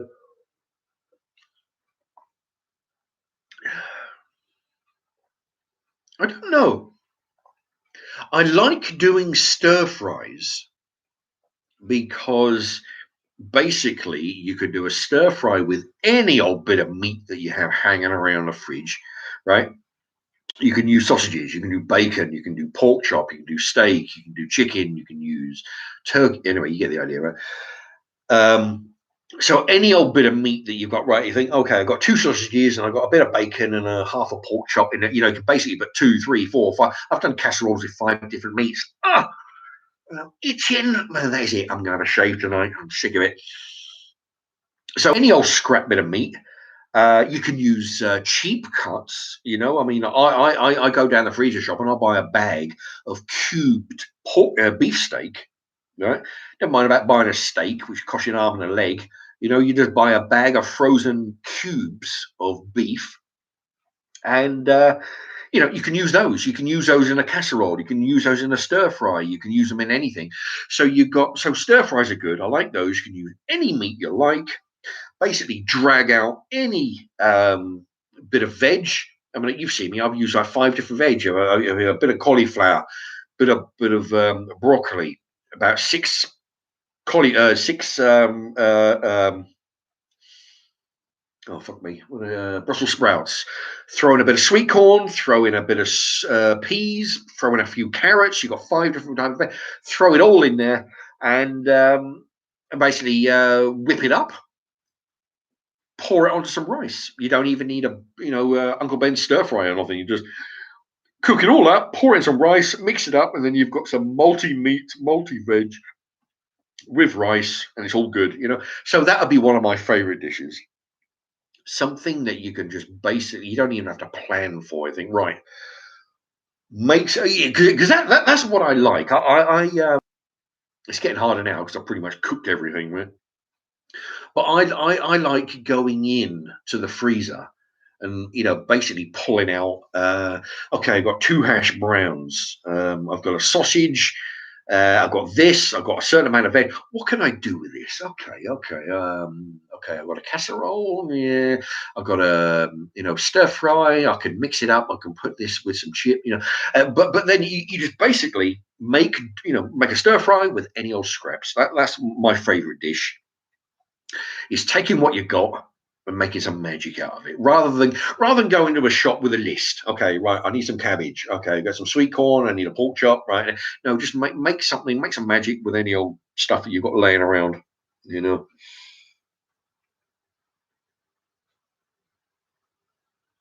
Andy Smith, Mark, something I'd like to see would be some cider reviews. Well, all you got to do is go onto my page, go into the playlist, alcohol reviews. There's got to be, I don't know, 30 plus videos. I've done everything from vodka mixers, the KYD blue vodka mixers. I've done some lager. Most of it is cider. Just go onto the playlist, alcohol, or even Mark's Remarks alcohol, or go into the playlist, alcohol reviews. You'll see all the cider reviews. I've done loads of them, well over 30, I'm sure. So yeah, I mean, if you're ever thinking about getting into cider, you can look at my cider reviews. I mean, personally, I've tried a lot of them before I knew what I was doing. I'll be basically buying everything that I hadn't been trying before, and it turns out I'm not big on the apple cider. I find it too sharp. But if you like something that's smooth, go onto the cider, go onto the pear cider, go onto the apple and black currants, go onto the orange and mango, kiwi fruit, and whatever the hell else. Yeah, but it's the mixed fruit other than apple. I prefer those. So if you're looking for something with different, smooth, very easy to drink, go onto the playlist, alcohol. Joanna B is back. Yep, still here. It's been bloody hell. Look at that. I hadn't realised the time. It's coming up on. It's just 3 hours, 24 minutes, and 11, 12, 13 seconds. Do you want to be chocolate reviews? Yummy. Yeah, I've done a bunch. In fact, yeah. I mean, anybody interested? Again, all you do is Mark's Remarks chocolate. I've done a whole bunch of chocolate bar reviews. I haven't done those in a while. It's getting difficult to find something new. That's the thing. It's no good going because I go to my local shop and I'll find something. I'll say to the guy, how long's this been out? And they're like, and they don't know what the fuck you're talking about. Um, but it's hard to find something new. It's that they're just not inventing any new chocolate. What we need is some of those American. I've done a Baby Ruth. I worked in a warehouse and somebody gave me a Baby Ruth bar, which if you type in Mark's baby, Henry, you'll see a review on that. But what we need is some of those American chocolate bars over. For Christ's sakes, we got, we're eating the same crappy ass chocolate bars, nothing new. But so we need the American ones. The Americans, although they seem to put peanut butter in everything. But yeah, that'd be interesting. Get some of that. Because you're always looking at. You watch the American shows, and you got like Baby Ruth, you got Ding Dongs, you got Ho Hos, and you hear all these names. Yeah, great. Bring them over here.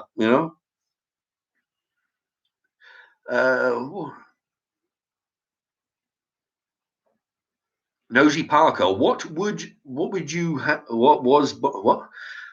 would you was hosting on Come On Dining With Me, staying true to your I tell you, well, if I was on one of those TV shows, I would love, and I'll tell you, I've said it all along, if the BBC want to get on to send me a message, I'd go on to one of those cookery shows and I'd be doing, some kind of gourmet stuff, right? Well, as best as I can, but I'll be doing, on a budget, because that's the thing. You look at these TVs. I mean, I don't watch these cookery shows very often, but from what I have seen, when you got that black fella, he used to have the frying pan, and be flipping the old fucking.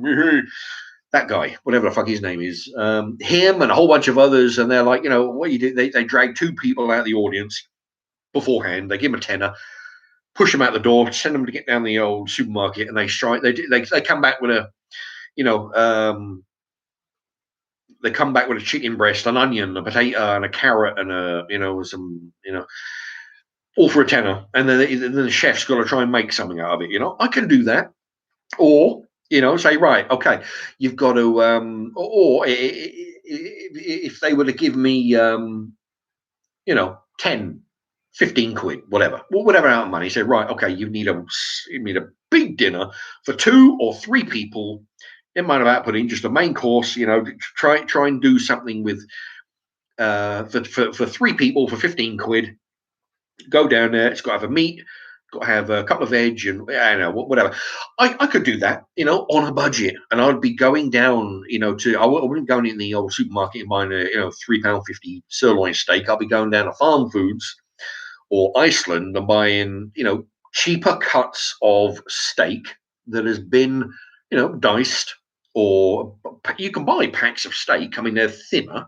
You can buy, I've had them before, like they're right thin, but it can be done, and I've done it. If anybody goes on my playlist and look on the £25 challenge, oh shit, I've got a hiccup and a burps all at once. If you go onto my £25 challenge, I've done all that. I mean, what I did, I would go down to go down to Farm Foods. I went to Asda. I think I went to Tesco and all that shit. I would, what was it? Yeah, well, £25 challenge. I'd go in there with exactly £25, buy as much food as I possibly could. I mean, I wasn't like randomly picking up stuff. I'll be going around. I'll be thinking, okay, well, I've got, you buy 6 different sort of veggies, right? You buy some frozen sweet corn, peas, carrots, Brussels sprouts, and cauliflower. You buy 5 or 6 different veggies, and then the rest of it you would be trying to buy different meat things. Okay, you buy a pack of chicken nuggets, buy a pack of chicken Kievs, buy a pack of meat pies. You buy a pack of breaded fish sticks, right? But breaded fish, all that kind of stuff. So you got your veg, you got your meat, and then what I'd do out of that £25, try to make as many dinners. I mean, if you look at the £25 challenge, they're not shit dinners. You've got 5 different types of veg, 5 or 6 different veg. Excuse me if I'm waffling on and missing words. It's the vodka again. All right, but you've got 5 or 6 every meat. Pretty much every meal had 4, 5, 6 different vegetables. Right, you got your peas, sweet corn, you got cauliflower, you got and then you have a meat dish. Yeah, I mean, it might be fish fingers. It might be a couple of pork pies. It might be chicken breast. It might be a couple of chicken Kievs. It might be a bunch of sausages, or sometimes it'd be a mix of, say, okay, we've got a meat pie, one meat pie, and we've got 6 chicken nuggets, for example. Mixing 2 different meats together. And I would itemize everything. I would get a 4 packs of chicken Kievs, divide it by the price, and that would give you an individual price, say like 25 pence per kebab, per Kiev. I would buy £1, £1.20 of chicken nuggets, count how many nuggets, and that would come out as, okay, 3 pence, 3.5 pence per nugget, whatever. And then I would say, okay, 6 nuggets at 3.5 pence each, and I'd item was the board. So I mean, I was doing, you have a look at it, it's pretty amazing. £25 from every shop I went to. I went to Farm Foods, I went to Tesco, I went to Asda, I went to Sainsbury's, and every shop I went to spend £25, I would make exactly. It just turned out to be exactly 12 dinners. Which I would, if you work it out, £25 divided by 12 dinners, it's something like, I think it was £2.22 on average. Okay, but I used to itemize everything. Okay, 6 veg and 8 fish fingers. There'd be £1.79 for that dinner. The next one would be £2.50. Next one would be £1.18. The next third day it would be, £1.20. But it would average out 12 dinners. They had 25 quid divided by 12 dinners is £2.22 average. So if you were to spend 25, so it can be done, 25 quid, you can, and this is not 25, not 12 days. This is 12 dinners. So if you ate 2 dinners per day, it would last you 6 days. If you had 1 dinner a day, it would last you 12 days. But so it's actually 12 dinners. If you had 3 dinners a day, it would last you 4 days. Okay, but 12 good wholesome dinners. I mean, we're talking veg and at least 1, maybe 2 different types of meat. You've got chicken and you got meat pie. So I mean, it goes to show that when I tell people about that, at work, and I tell people you don't need to live on chips and beans to eat for cheap. I mean,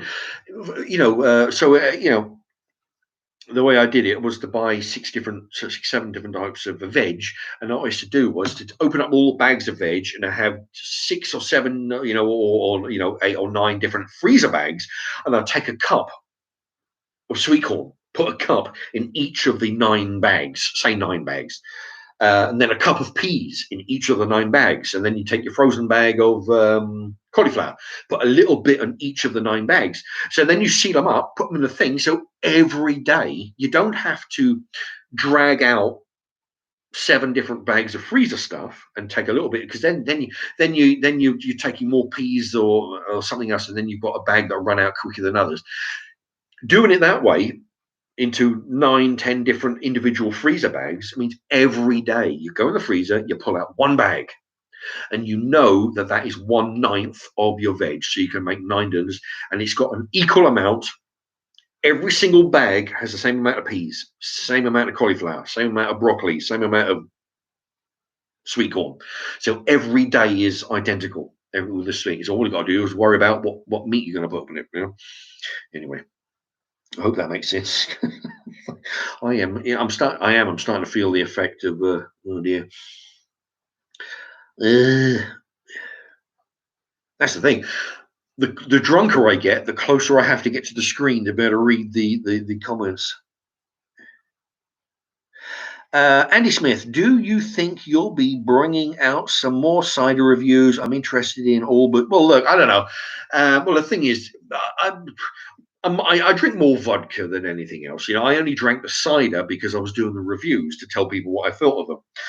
As far as I can tell, I've drunk every single brand that I can find. If there's some that I can't, but the thing is, I can't remember what brands I've had unless I look on the computer. But that's the trouble. Is the computer's at home. I don't have the computer or the internet on my phone when I'm in the shop. But I mean, fuck me. I mean, there's over 30 booze reviews. That you'll have reviews on pretty much every cider. I mean, if you have the internet on your phone, you can go into the shop, find a brand, type in Marks and Marks flat tire, Marks and Marks orchard cider, Marks and Marks,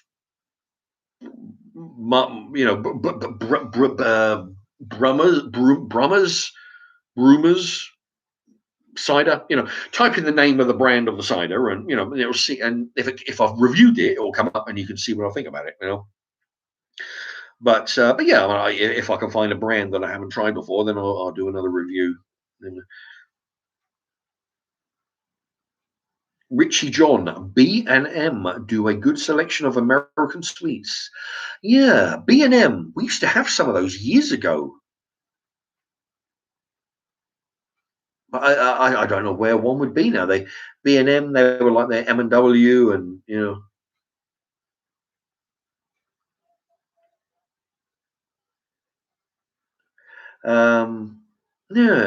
that's the thing. I mean, the thing is, yeah, but when I do go to the supermarket, I try and look out for stuff that I haven't tried before. It looks interesting. Then it's getting difficult now.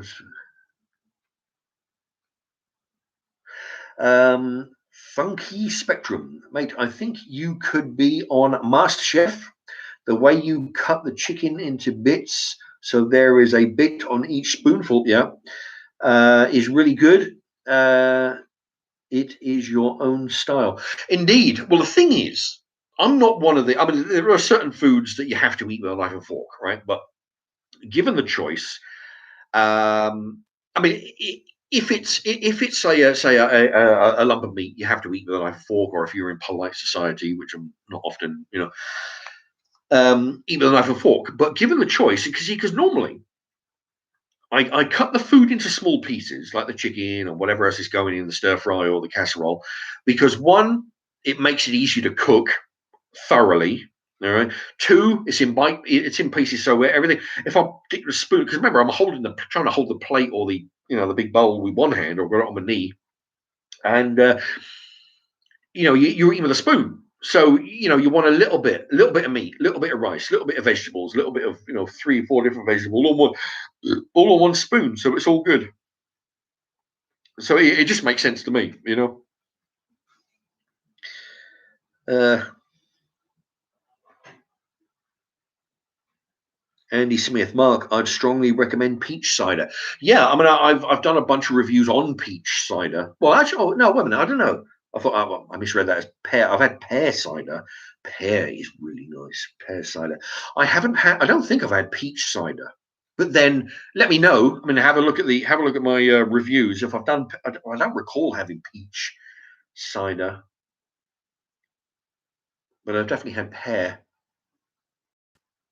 Oh, Dr. Luther San. San is in the house. Luther San. Hello to you. Welcome. Actually, although there's plenty that you've missed already, but that's the thing. I've been going 3 hours and 38 minutes according to my timer in the corner. I'm gonna have to go soon because I might have to eat and have a lay down. I've been busting my ass digging a hole in the allotment today. Oh, Joanna B is going. She's off. Right. Good night to you, Joanna B. Bulmers, thank you. Yeah, Peter Dawn Bulmers. Yeah, I've done a bunch of those. They do some really nice ciders. They do a lot of fruity flavors. Bulmers, yeah, they are good.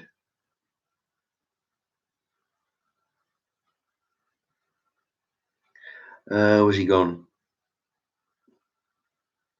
Yeah, Richie John. Yeah, I mean you can mix and match with Brummer cider and half Brummers. Yeah, you can do that, I guess. I used to do that with regular Coke and Diet Coke, you mix it too, but yeah, stuff that's sort of mixing. Yeah, because if you like the apple flavor of one, but find it too sharp, you can always mix it with pear cider, have half and half. It's all good.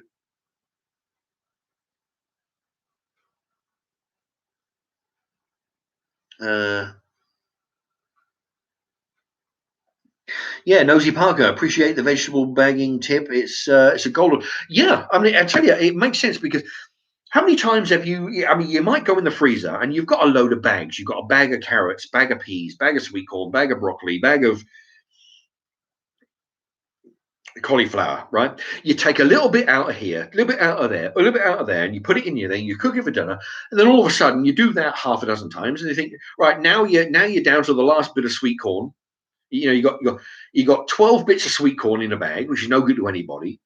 But you got half a bag of Brussels sprouts, and then you've got 4 pieces of broccoli, and you've got 25 pieces of cauliflower. It's like, and then one bag will empty before anything else, and now you're down to 5, and then you put in a little bit of this, a little bit of that, a little bit of that, and then this bag will finish, and then you've still got load.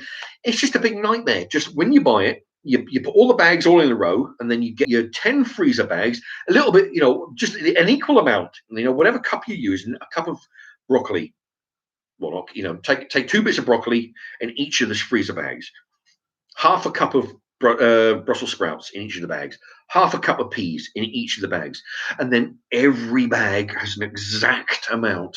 It's so great. So then you don't have bags of freezer stuff that is running out one before the other, and then every bag is the same. So you pull it out, and then you've got 6 different veg in this freezer bag of stuff.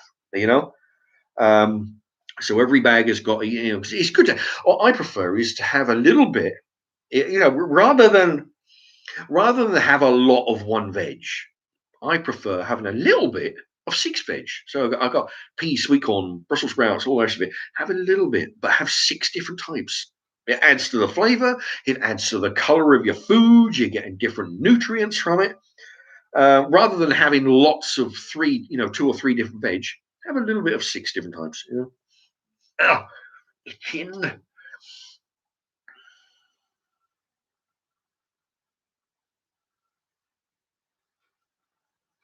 Okay, Funky Spectrum, Mark. What do you think about bullying in the workplace? Do you think it should be solved with talking to the bosses, or do you think it should be solved in the car park, like men, even if you're disabled?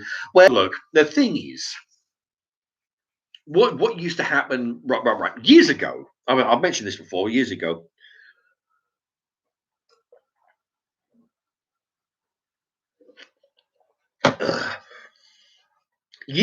when I'm talking 25 years ago, when I was coming up in the warehouses, right?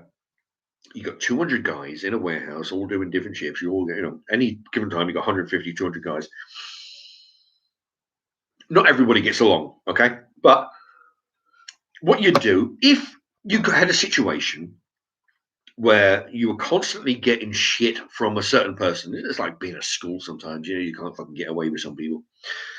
If you're getting a load of shit from somebody, what you did was just say to them, okay, right? Well, because this is back in the day when you didn't want a reputation for being running to the boss. Okay, it was looked down. Not like now, where some little fuckhole teenager will run to the boss and he'll fucking let you know he's been to the boss and he doesn't give a shit about any kind of reputation. This is back in the day when you didn't want a reputation for going to the boss. So you'd say to them, okay, look, you've had your fun. You've put up your bullshit for a while. Now I want you to just pack it in. Right, you've had your fucking run. Now pack it in and move on. If the guy keeps on, then you either deal with it, like you say, in a car park, but that isn't advisable, or then you go to the supervisor and say, look, I'm sorry to have to. I've actually gone in and said, look, I'm sorry to bother you with this, okay, but I've been to the guy. I've explained it. He's not getting the message. This is why I'm going to you, the management. And I fucking apologize for bothering the manager with this bullshit, right? But you give the guy every chance, fucking pack it in.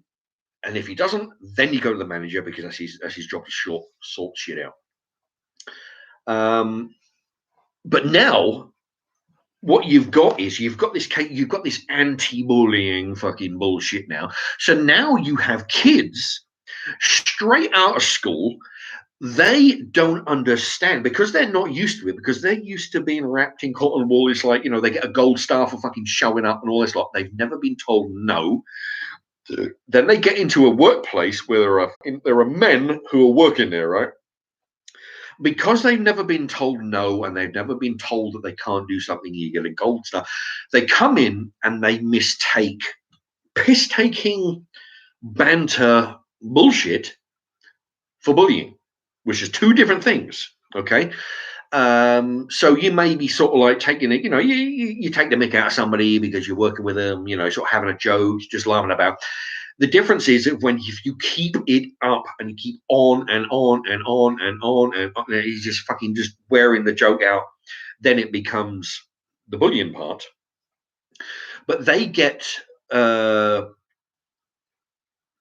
these youngsters who don't know any better because they get they might get made fun of for a certain thing, for their or whatever, but it's just a one-time joke, or it's just a thing where you're banter. Okay, they go in and they mistake this. Oh shit, this guy's fucking bullying me, and then they go in and they go and tell them how they're being bullied, and then the fucking guy gets in trouble, and he's in the office trying to justify why he isn't fucking fired for being bullying people, but he's not. He's just just generally bullshitting them out, But there is a difference. It's when you do a joke, but it's when you flog this fucking joke to death and then you do it at the expense of somebody, then it becomes a different subject altogether. But these kids, they don't know any better, And so yeah, so what people call bullying is basically it's being made fun of for 5 minutes, and they're like, "Oh, I'm not used to this. I need to go tell some." But it's that's the trouble with working with kids. So which I don't. I don't like working with kids because they just don't fucking know any better. They're straight out of school. They come from a situation where it literally is. Oh, really?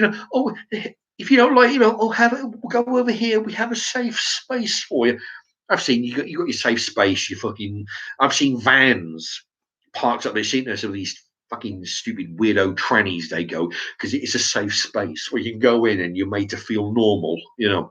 Safe space. It's because nobody's ever going to go. No, your behaviour is abnormal. Get out there and fucking deal with it. No, they have a safe space where they're around people who think, oh no. Anyway, but no. So bullying is totally different than piss taking. But these kids today, they don't know any better. They think one is the other. I've had this when I was in a loading bay at the Argos building. Every now and again, we'd have somebody. We had somebody come in and he'd be working for a while. There was a kid. The kid, he was like I don't know, 17 or something. He came in for a few months, and it was just a temporary stopgap, right? He'd come in, and there was a whole bunch of us. We were working there for ages. He'd come in for several months. He was working during the school half break or some shit. Anyway, he come in for a couple of months, but then it was time for him to go. He was going back to college or some bullshit. Anyway, he went up to HR and he said, "Right, okay, my time, I'm ready. Just let you know the HR department. I'll be leaving in a couple of weeks because He come back down and he says, I've been upstairs to the HR department and I've said that I'll be leaving in a couple of weeks. The first thing they said to him, are they bullying you down there? Are they giving you a hard? Are they giving you any shit down there? Is that why you want to leave? He said, no, I'm going back to college. But that's the fucking mentality of the HR department. They must be giving you a hard time. They must be bullying you. They must be giving you fucking shit. Because why would somebody else why would they want to leave? But that was they come down. They said, yeah, I can believe. They said to me, are they bullying you down there? They giving you, because if they are, just fucking tell us because we'll fucking. That's what it's like, These asshole HR department. They immediately. I mean, we're the age group used to range from basically 25 to 50. So there's a bit of a mix. There's only fucking 4 of us down there anyway. But it was naturally assumed that because there was a young kid joining, he was there for 2 months, he wanted to leave because he was, but they immediately questioned him. Listen, if it's all right, if they're bullying you, you just tell us and we'll, that's what it's like. That's the fucking workplace you work in,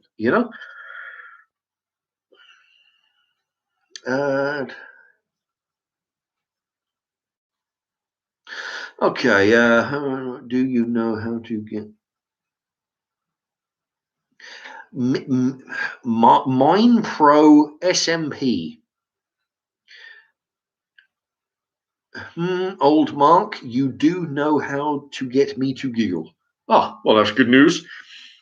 Welcome to the channel. Anyway, I'm not sure I've seen that name before, but yeah. Well, that's the thing. If you're having a good time, then great. Don't forget to hit the thumbs up. By the way, anybody else? Yeah. No, actually, I don't know. Because some people, it used to be. I used to get told quite a lot. But they say, Christ, the things because apparently I say funny stuff. Um, but it's crazy. I tell you, I've said this before. I'll say it again. That people sometimes find they seem to find my things very. I get pulled up on racist shit sometimes because they're not used to hearing things. The word black, for example, or chinks, or foreigners, or I'll use these words, and they think it's really strange. So either I get sort of like, oh, it's a bit racist, or they find the stuff I say very funny because I sort of don't have a PC filter so much. And they find that funny, which is like news to me because I don't always know that what I'm saying is funny. I tell you what, the things that is really strange, because I get it in the comments and I get it in real life. If I've said this before, if I think of something, I say, right, I'm gonna bring when I'm having a conversation with somebody, I'm gonna bring this up, and it's gonna kill. Right, this one-liner, it's gonna cause a riot. It's gonna be that funny, and then nothing. Right, because it goes straight over people's heads. It's like they get nothing. It's like crickets. But then when I talk about something, I'll just talk about something in general conversation, but use a certain phrase that I would normally use, but people find amusing or whatever, or a certain words or terminology. It's then people find that funny. But when I'm deliberately thinking, right, this is going to cause a riot when I do this one line, and it's going to be funny as all hell, nothing. But when I don't even try, if I'm just talking normally, that's when, that's when people find. Mine Pro. Thank you very much. Yeah, I mean, if you find stuff funny, then great. But I don't know when things are funny. I mean, there's certain things that I laugh at. Well, when for example, that thing I was talking about last live stream, about that rioter in the New Orleans, no, not Orleans, Philadelphia. I told a story about on YouTube. There was a guy launching a petrol bomb at the police in Philadelphia, and he dropped it, set fire to his chute, and he's dancing around. That's the guy. I found that really funny telling that story.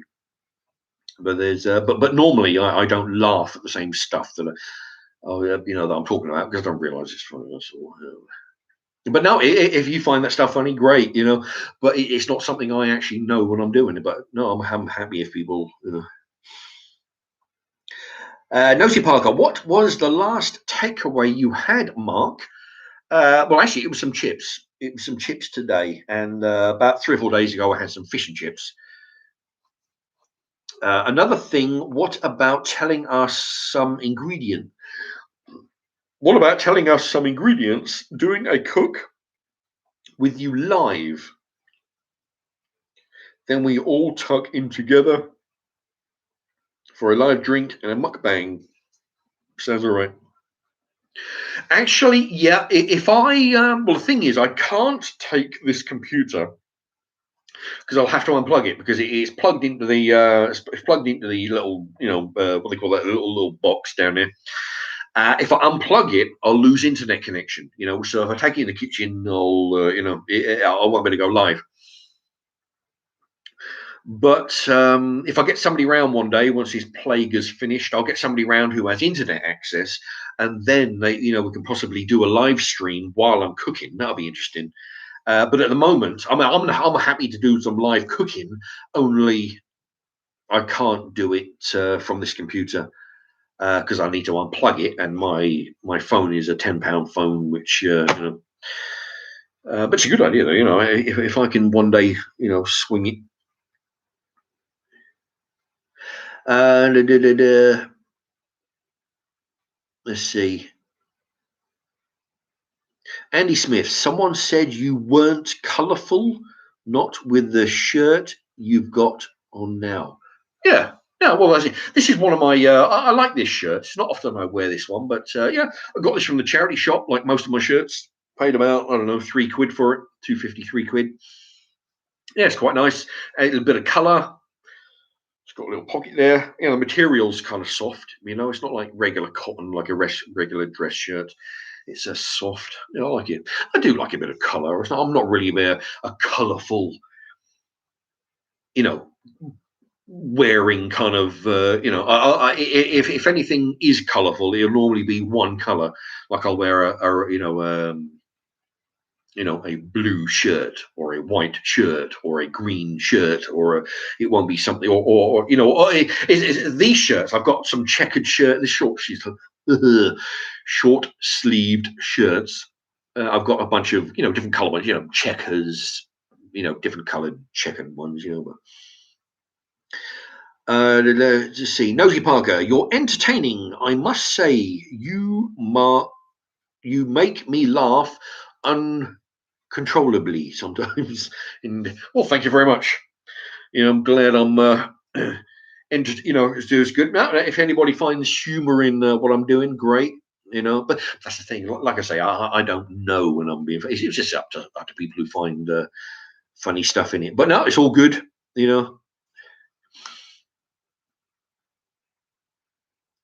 Jessica Vaughan. Hello to you. Hello, Mark. Where is your favorite place to shop? Well, that's the thing. I would say farm foods,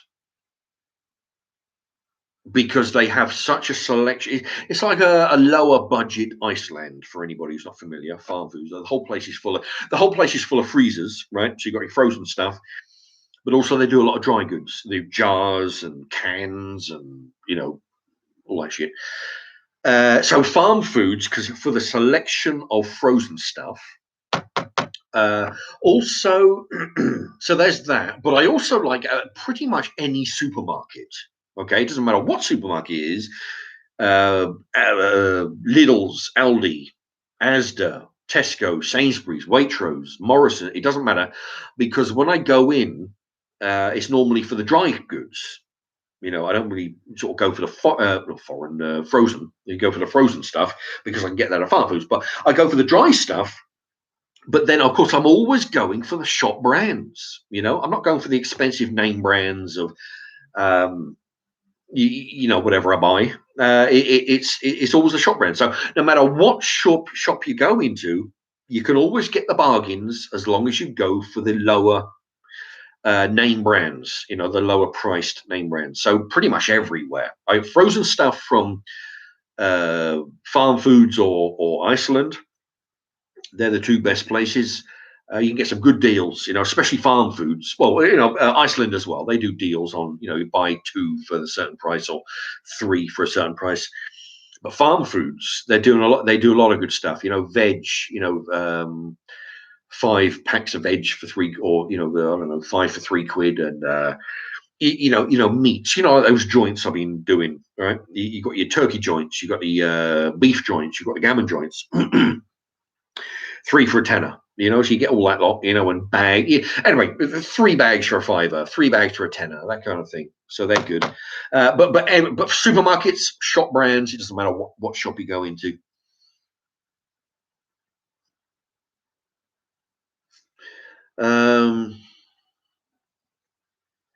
Okay, let's see. Nosy Parker. I think as we get older, we want less friends. Well, yeah, as you get older, you get a bit more picky about the people that you hang out with. That's the thing. I remember when I was a kid, used to hang out. I don't know if that's an everyday thing, but you hang out with the wrong crowd. I've done it. I've hung out with, the friends I had when I was a teenager. I don't have now, because you realise that they're deadbeats. They're going fucking nowhere. They're sort of like, not criminal types, some of them, but they're generally people that you don't want to be around with as a sensible adult. So it's true, as you get older, I find you get more picky about the people who you want to associate with. You see, as I'm getting older, I don't know whether it's just me, but I seem to gravitate towards people who have a similar personality, not identical personality to me. That's not what I'm talking. But a similar personality. People who don't get offended. I find because I find that sometimes people get offended by what I say, and sometimes they let me know what I'm saying, which pisses me off, and they say, "Oh, it's a bit racist, isn't it? Oh, yeah. Fuck off, then. Get away from me. I don't want to be around you. Anybody who thinks like that." So people who have a sensibility, have a low tolerance for PC bullshit, people who have a certain political leaning. I seem to, people who have things in common to you is the people who I sort of gravitate towards, which I think is pretty common. I mean, you don't want to be around people who got a totally different opinion than you because you just won't get on. So yes, so you end up being more. I mean, don't get me wrong. I mean, every place I go into, I do what I can to get along with everybody. I mean, not everybody you meet in a workplace there's people I associate with in the workplace that don't necessarily meet every criteria, but they have certain qualities, shall we say, that makes them that attracts you to that person in a this person is somebody I want to associate with in a workplace. I can spend 10 minutes chatting with this person without fucking wanting to wring their necks. Uh, but yeah, in general, if you're spending more time with somebody on a social basis or on a workplace basis, then they're more likely to people who are going to be like you, who agree with the same things politically, whatever, PC or whatever. You don't want to be around people who differ from you too much. So yeah, so when you get to that stage, the people who you spend more time with are going to be, there's less of them because they're people who are more like you.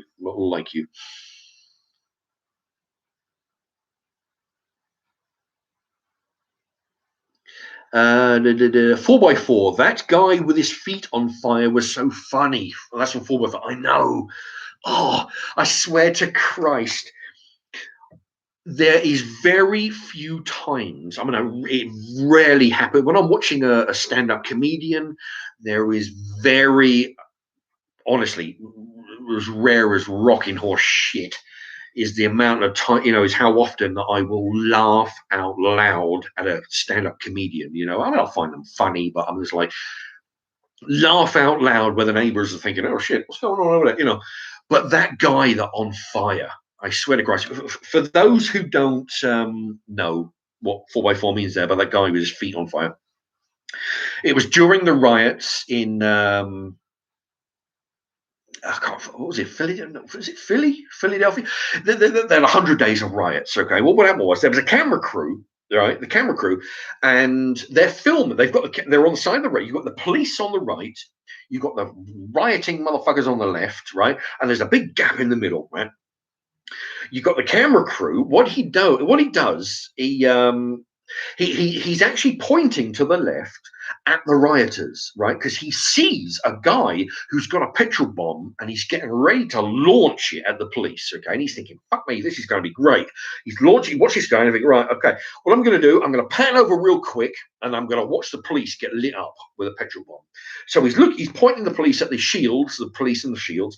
He sees the reflection in the shield, bright orange reflection. You think, "Oh shit, there's something going on," but it's not happening with the police. So he pans over back to the rioters, and it turns out this guy has dropped the petrol bomb at his feet.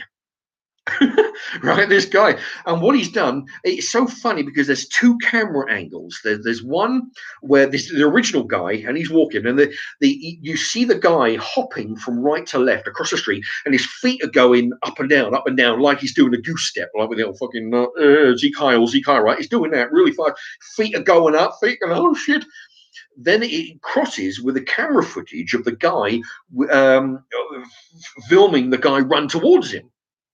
But when you've got the front view of the guy, that because it's two different cameras, the camera with the front view is looking at this guy's feet is going this way because he's sort of like, "Oh shit, my feet are on fire." But from the side angle, it looks like he's going up and down. For the front angle, his feet are going up in the air. his trainers are on fire, right? And anyway, but what they did, the funny thing, I mean, as if that wasn't funny enough, right? There was a dozen videos, and people were actually reloading this video, but putting music on it. They were putting Johnny Cash, "Burning Rings of Fire," Elvis Presley, Lord Almighty, see the temperature rise. Doing this music while this guy's fucking jumping up in the air with his feet on. Anyway, he's running across the road. He's thinking if he flaps his feet around fast enough, the flames will go out, but that isn't working. So he's running up and down. He's doing this thing. He's rolling on the floor. You got people with a water bottle. It is crazy. Not like a bucket of water, because they got no sense, these people. They're thinking, right, we're throwing petrol bombs, but we won't have any fire extinguishers, right? So they're trying to douse him with a 500 milliliter bottle, which is a small, trying to douse him with water. That isn't working because the guy's rolling all over the road. I swear to Christ, they're beating him with bin lids, trying to extinguish Yeah, I mean, this is what they did, because they got bin lids as shields against the police, right? So they're bashing him with the bin lids, trying to get to extinguish this fucking this fire. And then they're trying to get his shoe off. But of course, nobody wants to touch the fiery shoes, but they're trying to get the shoes off. Think, oh shit, that's burning, right? So now they're trying to douse, trying to bash him with, trying to put coats and that. But after they figured beating him with a bin lid wasn't working. Anyway, after about 2 minutes of this burning, right, he's rolling on the floor and he's trying to. And after about 2 minutes, it turned out one of the police from the riot line came over, hosed him down with a fire extinguisher, and then walked off. Right, there you go. So the police who were, so this guy was trying to set the police on fire with a petrol bomb. Turned out they were the ones who helped this fucking lowlife out, putting his trainers out on, But it was, oh man, but it made me laugh out loud, which is very very unusual, very rare. It was. I remember laughing at it because I was watching him over and over again, the same scene, but with different music. You got Johnny Cash, you've got Elvis Presley, Lord Almighty, and then you had about 6 or 8. I can't remember but you got 6 or 8 different music. That each video, each video would have a different music on. But I'm sure. I'm sure you'll see the footage, but I think these videos got taken down. One, because of the asshole news footage. They were trying to sell the fucking rioters as mostly peaceful protesters, which you've got some dickhead standing there with a microphone, mostly peaceful protesters, while you've got shops burning in the background, right? But I thought it might be because of the prejudiced and the useless fucking news footage. But what I think afterwards, I'm thinking maybe it was copyright infringement with the music. So I don't know. But if anybody wants to see it, to type in shoes on, I don't know, shoes on fire, Philadelphia fire shoes, something along those lines. I'm sure you'll be able to bring it up. But it might not have the music on it, which is funny as all hell. Because this guy looks like he's dancing to the music. But then it's great. I mean, I've actually watched. It reminds me. I remember this kid. I've been trying to find it. Maybe if somebody ever finds it, they can send me the link or something, or the wording to the video. When you've got, it's along the lines of these people lighting their farts on fire, right? You've got this kid, he's sitting on the floor in the kitchen or something. He sprays his trousers with lighter fluid, lights his trousers on fire, and then all of a sudden, within 2 seconds, he's realizing, oh shit, this is a mistake. And then you've got his mate trying to stomp out his trousers, trying to stamp on him, with his trousers on fire, trying to extinguish his trousers on fire. Trying to, you got his friend stamping on him to try and put out the flames. It reminds, it's like that, the stupidity level of that. But Portland, thank you, Andy Smith. Yeah, Portland. Andy Smith there. Portland Fire shoes. Something along those lines. Portland with shoes with fire. Type in those words and Portland. Yeah, thank you, Andy Smith. Yeah, type in those words and it'll bring it up. But if you can find one, which will probably be rare because I think they took them down for copyright. But if you can find ones with the music on it, but there's several. There must be 6 or 8 different. I can't think I remember, but the Elvis Presley one, and it's so funny with the music. Watching this guy dance. In fact, after I'm done here, I'll try and look for it myself again, just have a laugh.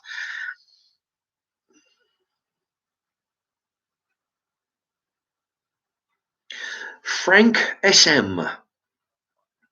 Oh, I say Johnny D Smasher is in the house. Hello to you. Give you a shout out. Frank SM. You're right, Mark. Name's Frank. Me mate. Brutes. Bidet. He wants to see you twerk. I don't know what that means. I don't know what the hell that's going on. I don't know. Brutus, Frank Cheeky, All right, Brutus Doby is in the house. Okay. Right, people are writing to each other. Frank's Daniel. Okay, everybody's writing to each other. You know what? The thing is, I'm starved, so I've got to go eat. I've been, Christ Almighty, look at that, 4 hours 11 minutes. Bloody hellfire! I don't know where the time went. Any road. I'm going to load this. I shall redo the title if I can try and remember what I've been talking about for the last 4 hours.